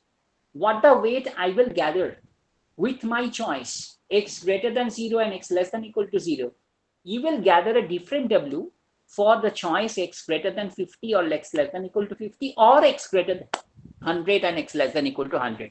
So everyone should have a different story. But that stories will converge to the same story. How? Because this is not the final point to get the W's only. The final point is, suppose now I provide certain set of these x, which is the input, and I try to find out what is the final execution or output. So you will find out that what is my choice I have taken, what is the execution I am generating with these W's. You are generating the similar answers in most of the cases. Of course, there can be some fallacy, some classification error, nothing can be perfect, but still in most of the cases, maybe more than 80% cases, all of we have the same answer. That is the beauty of the process, a self-learning technique. That's the most important thing. So please don't quarrel with the choice of the step function. It's your own imagination. But with your own imagination, you will generate certain W's. And getting these W's, you have to decide. The decision is the most important job here. This way, actually, we are creating as a supporting hyperplane. Hyperplane says that if you take this for my choice, x greater than 0 says it is in class C1, x less than equal to 0 says in class C2. So x is equal to 0 is a critical limit. But x is what? The sum W0 plus W1 x1 up to Wn xn. This is equal to 0. It is giving me a support as a border plane, hyperplane, because straight line is a linear fit if it has two variables. A linear fit with three variables, it is assumed to be a plane. But if we have more than three variables, a linear fit, that is assumed to be a hyperplane in the space. So we are having a hyperplane like this, which is giving me the decision at my left some class, at my right some other class. This is called a supporting hyperplane. And the work is to identify a good choice of the supporting hyperplane, and this falls under the subject of support vector machine. So with the subject of support vector machine, we try to speculate what can be the good position of the support vector machine of this particular supporting hyperplane, so that we can think of a good classification altogether. And the process is supposed to be deep learning or shallow learning. Shallow learning or deep learning comes from the very perspective how many layers we have taken. If we take small number of layers, then it becomes a shallow learning. If we take more number of layers in between, it becomes a deep learning. So the new subject, fascinating subject, you would see it at different levels. If you search in the internet, you will see a flood of these particular phrase of these deep learning. It is nothing about this artificial neural network with a good number of these levels taken together.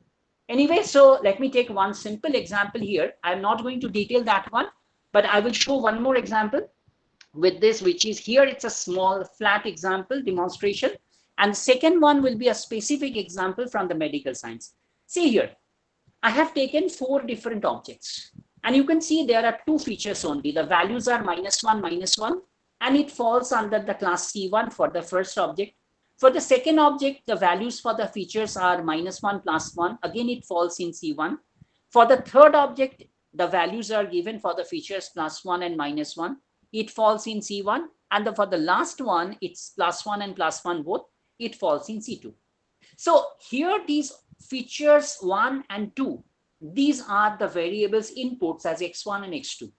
We need to identify some W's. So here, actually, the fact is, we take the bias W0, the corresponding W1 should be associated with x1, and W2 is associated to x2, right? So what we are doing here, if I now take the step function, the sum W0 plus W1 x1 plus W2 x2 as x, and I take this particular decision, and my assumption once again, that I just consider x greater than 0. The sum should be greater than 0. That means it falls in class 2.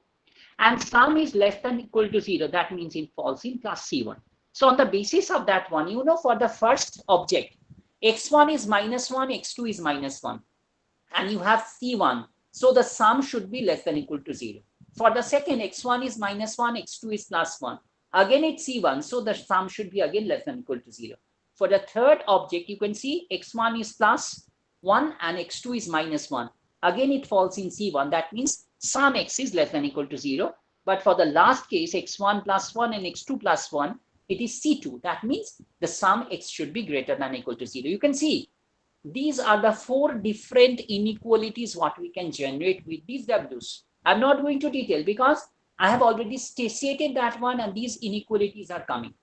And what we need to find out, with this 4 different inequalities for the 4 choices of the objects, we need to brush upon the choices of these W's so that we can identify all these W's. All these 4 different inequalities are somehow satisfied. So I just give you one example here. If I take W0 as -1.5 and W1, W2 is equal to 1, all these 4 inequalities are satisfied. Just go through. I'm not going to read once again. Just take 1 or 2 examples here.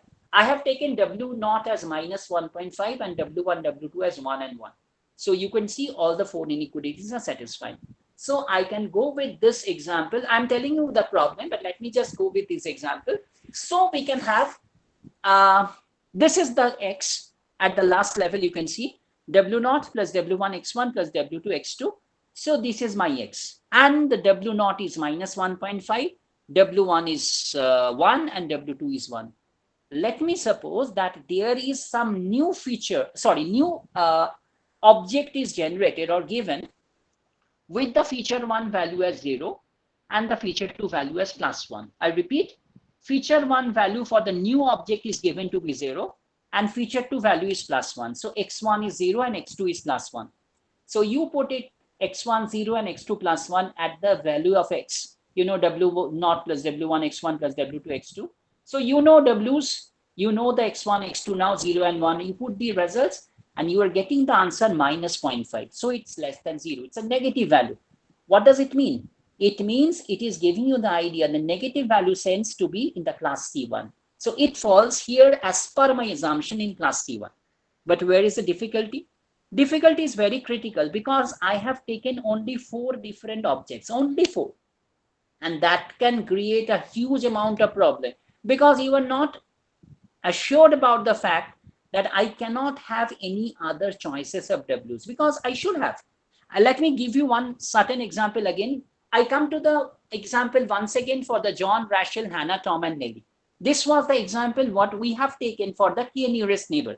Let me just again use this example for these perceptron model once again. And you can see here there are the variables x1, x2, x3 now. And for the John's case, x1 is 35, x2 is 35, and x3 is 3, and other results are there. Let me also suppose that the summation is x, W0 plus W1 x1 plus W2 x2 plus W3 x3. And also I suppose x less than equal to 0 gives me malignancy. I suppose x greater than 0 gives me benign. So on the basis of that one, I do have these inequalities. And I'm telling you that with the help of these computer programming, I could generate 50 different answers at this moment. But I have taken only 4 of them. You can just take. The most interesting part is that you can see with these 4 different choices, for all these choices of these W's, all these inequalities are satisfied. But the most important part is, you can see with this case of David, last one, I need to classify the David with the values x1 as 37, x2 as 50, and x3 as 2. We need to classify what we are getting. For different 4 answers, you can see that the very first choice of these W's, where all the inequalities are satisfied, it gives me a negative value. That means a malignant. For the second choice, it's a negative, again malignant. For the third and fourth choices, it gives me benign because the result x is coming to be positive. So what is the problem? Where is the confusion? Where's the reason, and what can be the remedy here? As I mentioned that, you know, I have taken only 5 or 6 or 4 different objects in these examples. But the results what we can generate may not be manually. using computer programming. Still, what the results we have generated, that is not reliable here, because we could have, you can see the answers, you could see the variation in the scale. W0 is minus 83 for the first case. For second case, it's 13. For the third and fourth cases are 300 and 420. So you can see the abrupt change in the scales of the values of the choices. So it is changing. So how you can see the reliable answer can be generated? Instead of that one, if you have a number of objects given, a good amount of size of the objects provided, you may have a proper learning. And in those cases, I might be having the choices of W's may not be unique. Of course, it cannot be unique, but the range of the solution or the domain of the solution should be very shrink, so that within a small domain, the variation should be very smaller and it should be somehow reliable. The answers will not change in that particular perspective. That is the most important thing. When we use the k nearest neighbor, somehow we manage the answer. But here, when we use the ANN method, you could see that things are getting different at this manner. So this is one very important job you have to remember. Please don't blindly use the technique of artificial neural network everywhere. Why? Let me tell you, clarify that one. So this is a neural network technique where we are having this amalgamation of the series sum of all these perceptrons. It's a simple processing elements, a high degree of interconnection. You could see simple scalar messages are passed through. And of course, here we are having adaptive interaction between the elements altogether. But what are the limitations? As I mentioned, if the input vectors are not linearly separable, neural network doesn't work. Let me give you one simple demonstration of this fact. You could see the blue dots are one particular class objects and red dots are one particular class objects. As I mentioned, that there should be a separable hyperplane, a linear fit, maybe of a multi-dimension, but still a linear fit. A cross-section picture is taken. So at the second picture, you could see the blue points and the red points for these two class levels. These objects are somehow not linearly separable. So whenever we are thinking of these presence of these non-linear separability of these class levels of the class objects, please don't use artificial neural network. Artificial neural network can be used subsequently whenever we could see satisfactorily. Of course, there can be some margin of errors, but if you have a significant distribution, abruptly mixture, of course, in those cases,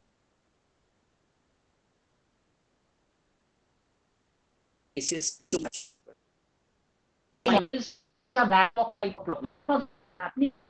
I have mentioned something is being understood by me.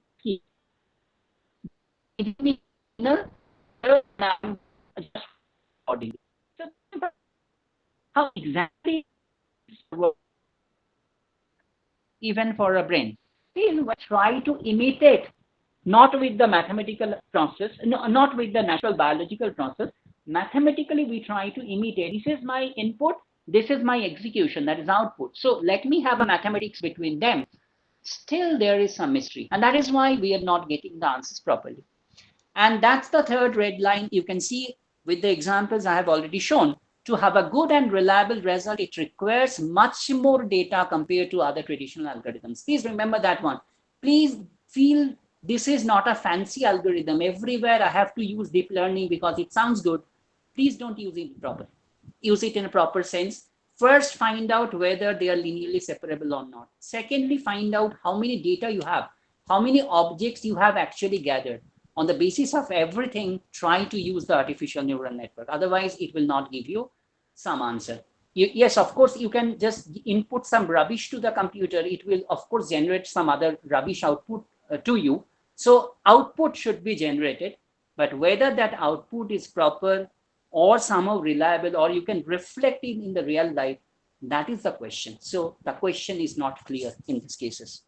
Anyway, so this is one network where I try to show this is a deep learning thing. You can see input layer was there, output layer is, I just take only one output, say y. In between, I am generating more layers to execute. You know, in the exam period, you do have a preferred syllabus. but you try to revise the matter. The revision means you are learning, relearning, and again just relearning the matter. This relearning and every time relearning can be understood. Relearning gives you a proper shape, because what you have learned, what you have not learned in the first stage, you can somehow learn in between in the next level also.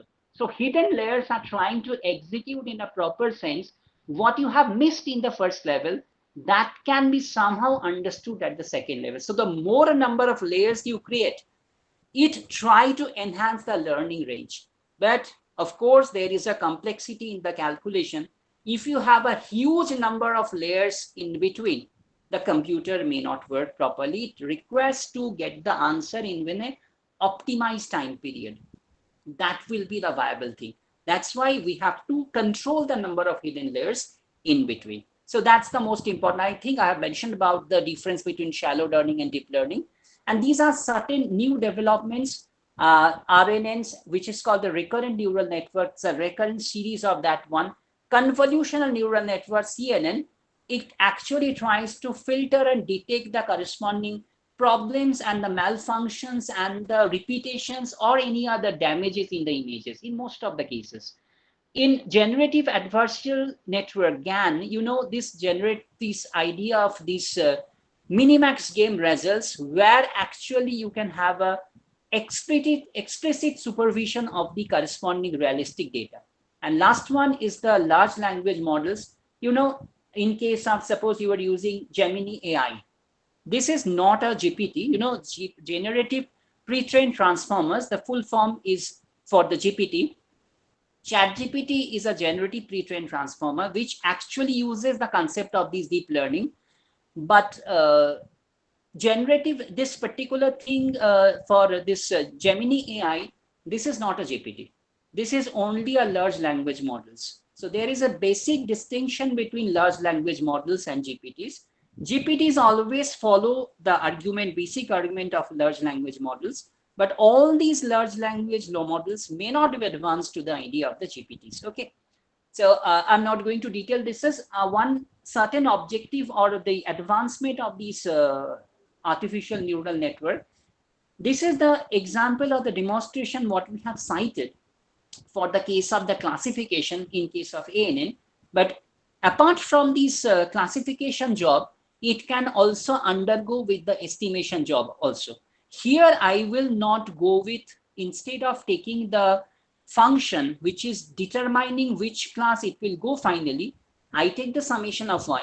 So as the regression model works, similar kind of treatment may be used in case of artificial neural network, just to have the idea of the estimation of forecasting. But still I'm telling you, this is my real life experience, what we can say from that one, that whenever you are using the artificial neural network to identify the estimation or forecasting, it may not give you always a proper answer, because the problem is about the linearity and non-linearity.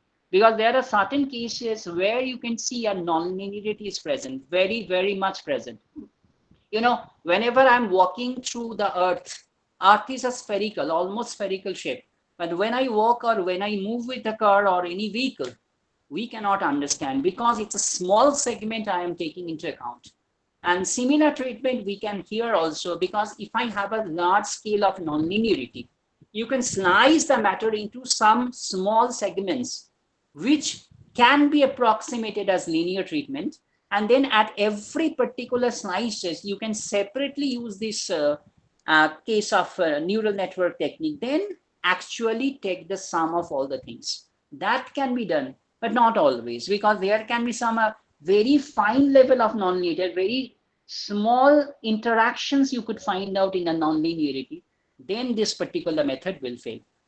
There are some other things, interaction between the variables. You can see that you can, in the third case, you could find out that I do have, instead of the model working as W0 plus W1 x1 plus W2 x2, it is working as a polynomial fit. W1 into x1 to the power some index plus W2 into x2 to the power certain index. So it is working that way. Of course, it is non-linear, but still I can manage to a non-linear to linear form. How? I can take this x1 to the power alpha 1 as some z1, x2 to the power alpha 2 as some z2, and take the sum. So it is now transformed from yx variable system to yz variable system, which is depicted as a linear system. So I can work with this artificial neural network technique there, but not always, because there can be certain mixtures. You know, if I have, say, x1 square into x2 cube, or other complicated things are mixed, in those situations, if I cannot separate at a fine version of that one, I may not use these neural network technique accurately. Non-linearity in certain cases, that is understood by using this very linear summation of artificial neural network, in a sense that take the sum x as w0 plus w1 x1 etc. up to wn xn, and take this x in a non-linear function, say fx. So the sum x is a linear function, a linear combination of the inputs, but that x is now taken in a nonlinear function. And I'm telling you from my experience, it looks fancy, but always it doesn't work properly. That's the most important thing you have to understand. Some cases it can work, in most cases it doesn't work. That's the main thing. So this particular thing has some distinct problems, and we need some betterment in these artificial neural network. When we have a linearity properly understood, or we can approximate to a linearity, then it's okay. Otherwise, there is a problem. That's you have to easily understand. So the thing is here, what is happening? I now take just 5 minutes more just to have two more things. One is the, as I mentioned, the categorical case. Categorical case means here, instead of having some numerical data, suppose we have some results where certain categories are given. For example, suppose I think of this example, you know, this old classic rhyme, the rain, rain, go away, come again another day, little Johnny wants to play. So let me take the story in the form that we do have a data. Suppose we are having a data of 14 days, and you take this climatic outlook as a particular variable with certain categories, not values. See, rainy, overcast, and sunny, three categories I have taken.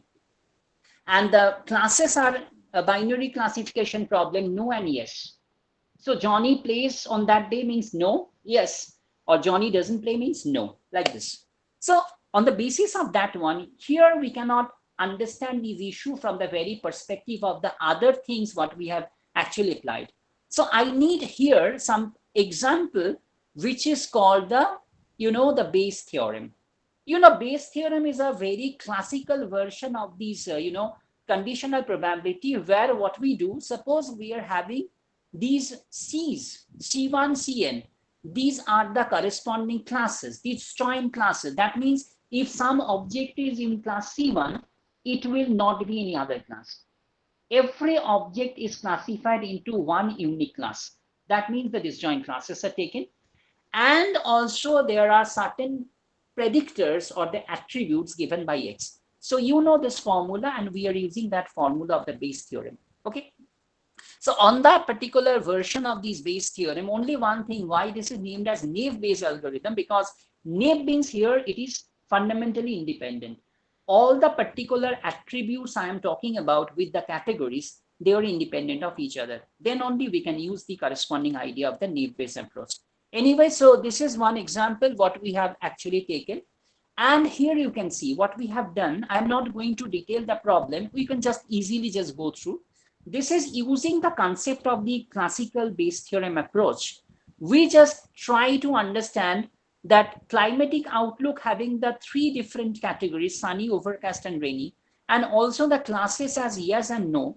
So the totals are taken and the corresponding different probabilities are gathered. For example, probability of yes, probability of no, probability of sunny, probability of overcast, probability of rainy, these are taken. Then comes the corresponding conditional probability, probability of sunny / yes. What does it mean? If we know yes has happened, then what is the probability that the day was sunny? That means if I know that Johnny has played on that day, what is the probability that the day was sunny? How it can be understood? Take the total number of yes from the days. You can gather that there are 9 days or yes out of 14 days. So out of 9 yes days, how many days were sunny? You can see from the table, 3 days were sunny. So the probability should be 3 by 9. This way we can combine all the conditional probabilities. Now using these conditional probabilities and the absolute probabilities, we try to generate the answer. What is the way to generate the answer? Suppose I ask you, throw you the question that, will Johnny play if a new day appears to be sunny? So the question is actually structured as, will Johnny play if a new day appears to be sunny? So it will be like, you know, the day was sunny.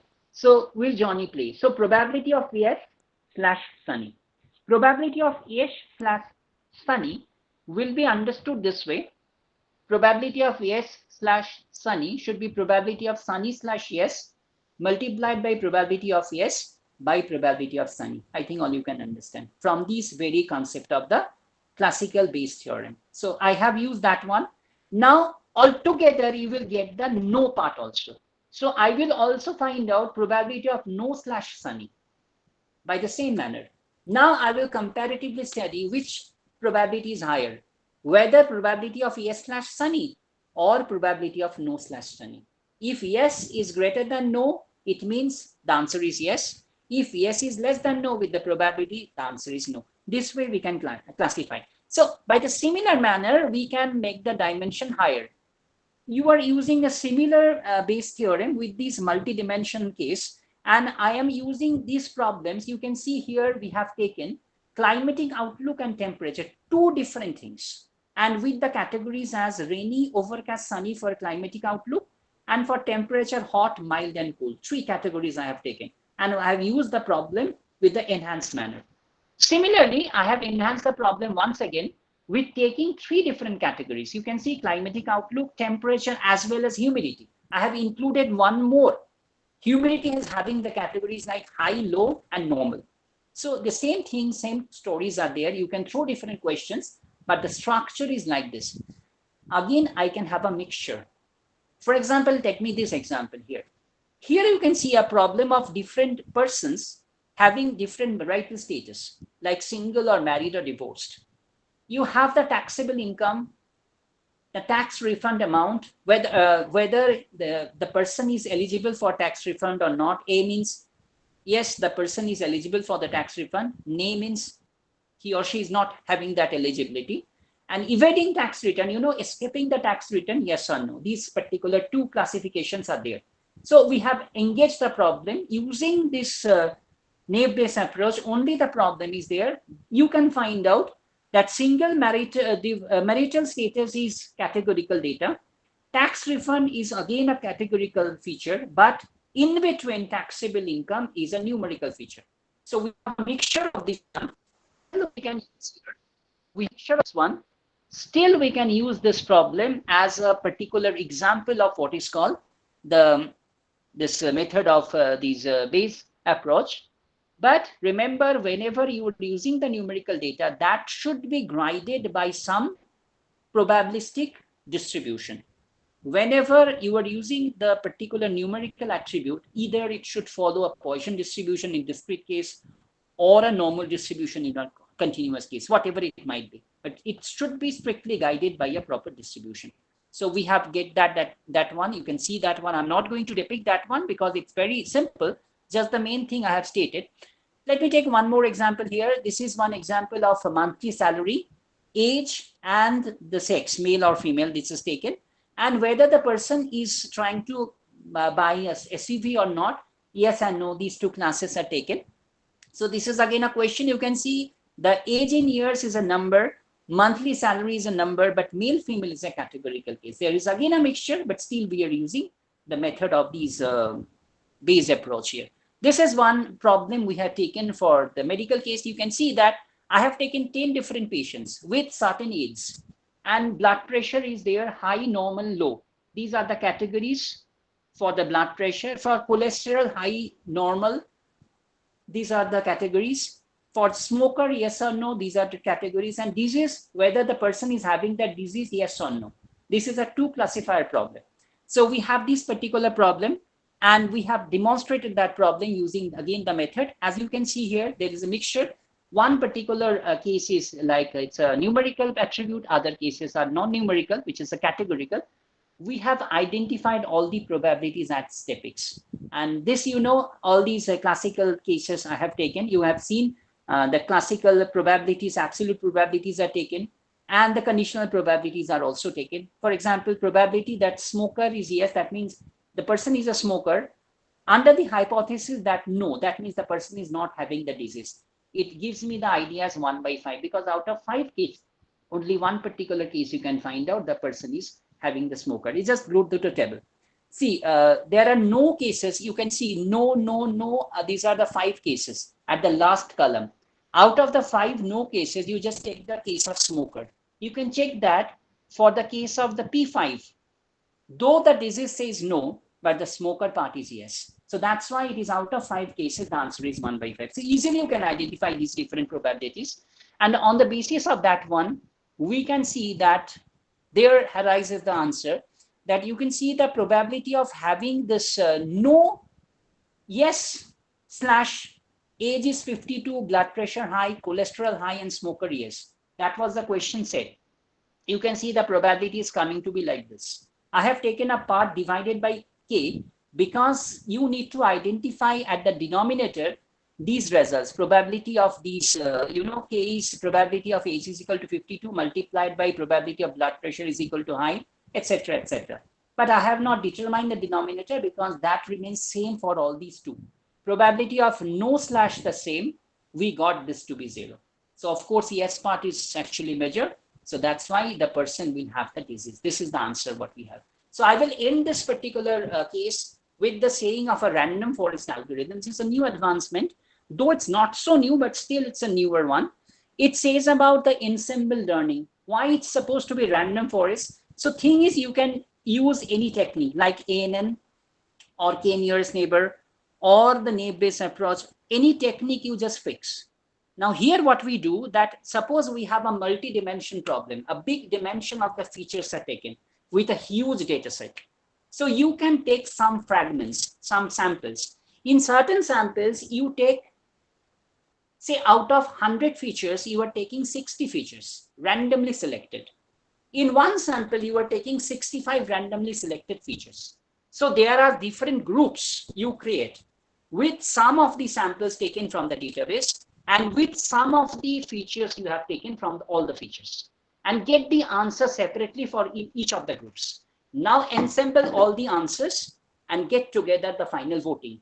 So you will have the answer finally. So this is a way of ensemble learning where you have a multi-dimensional aspect. That means huge data set and the huge size of the corresponding number of features. In those cases, you can take the result of these random forest algorithm. So I think that is the particular thing. I don't have to depict everything because the main part has been said. So thank you everyone for your kind patience, because I took a longer time, I believe. So thank you so much for your kind attention and cooperation. Thank you. If you have any question, though it's a late night, still, if you have any question, I will be happy to answer. Dr. Ghosh, Yes. Dr. Ghosh, this is Pritam. Yes. Your colleague, obviously, I don't have to introduce myself, but the participants, I just want to share one thing. If you Yes. please hear, that is Johnny, yes, Papa, Dr. Yes. Ghosh is the best teacher of our university. Yes, yes, No, yes. not at all. So, no. So, Not like that. I really thank Dr. Ghosh. I really thank from all of our participants.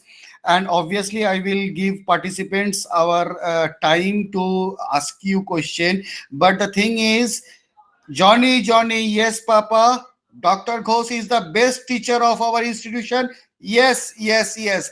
This is always our response from the students of UIT, University Institute of Technology, Bardhaman University. So thank you, Ghosh, Dr. Ghosh, for your My honor. pleasant and surprising demonstration. Now Thank I you. will ask our participants to please ask question to Dr. Ghosh.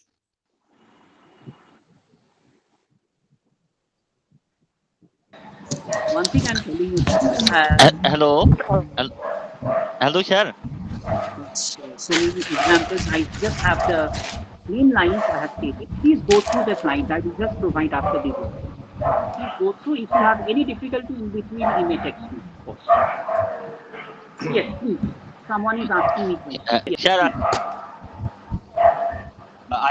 Yes, Deepankar. Yes, please. Yes, yes. hello. Sir, can you give one more example of shallow learning? One example of what? Shall Your voice is breaking. I cannot hear you properly. One example of what? one example of shallow learning. Oh, shallow learning. Yeah. Example SEP. means, yes. Yes. In between certain hidden layers you are taking. Suppose I am taking 2 hidden layers only. Say I have 5 inputs, say x1 to x5, and only one output as y. So what is happening at the very first level, you create the W, say W0 plus W1 x1, etc. After having these particular summations, you generate some Z, Z1, Z2, Z3. And then again from Z, you create Ws. So what is happening from X, you transfer them to say Z, and from Z, you transfer them to W. And from W, using subsequent final weight functions, you generate your Y. So how many layers I have taken in between? From X to Y, I need the answer. But in between, I create certain layers. From X to say Z and Z to W. 2 hidden layers I have taken. So this can be treated as a shallow learning because only 2 hidden layers I have taken. Instead of that one, if I take more number of layers, one thing you should understand that as our calculation level, complexity level can be enhanced to the computer.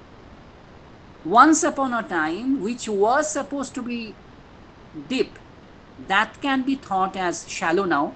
Once upon a time, which was supposed to be shallow, now it can be thought to be shallower one now. The problem is, it is a relative argument. Nowadays, we are having certain supercomputers. So if I have a large data set and we are having say 10 or 15 inputs, so even 5 or 6 or 7 number of layers, that can be still treated as shallow learning. So it depends. I don't have a thumb rule, but it depends on the calculation complexity and also the client requirement, because you have to generate the answer within a certain time. Time is important. Optimization is important in this case. On the basis of the time, on the basis of your cost, relative to that one. So everything is quite related. It's a multi-objective problem. On the basis of certain choices of these constraints, you can finalize how many particular layers can be treated as a deep learning and how many particular layers can be thought as a shallow learning. With our very particular laptop or the desktop what we're using at our home, it has a restriction. So if I use 3 or 4 layers, that can take say 5 or 6 hours even. But in a supercomputer, that can take 5 minutes only. So in case of supercomputer, that should be treated as a shallow learning, might be. In our case, that becomes a deep learning. So it depends, as I mentioned, about the strength, the capacity, and the other objectives and the constraints. So it is a relative word. Again, sir, factor analysis is the factor analysis a part of shallow learning?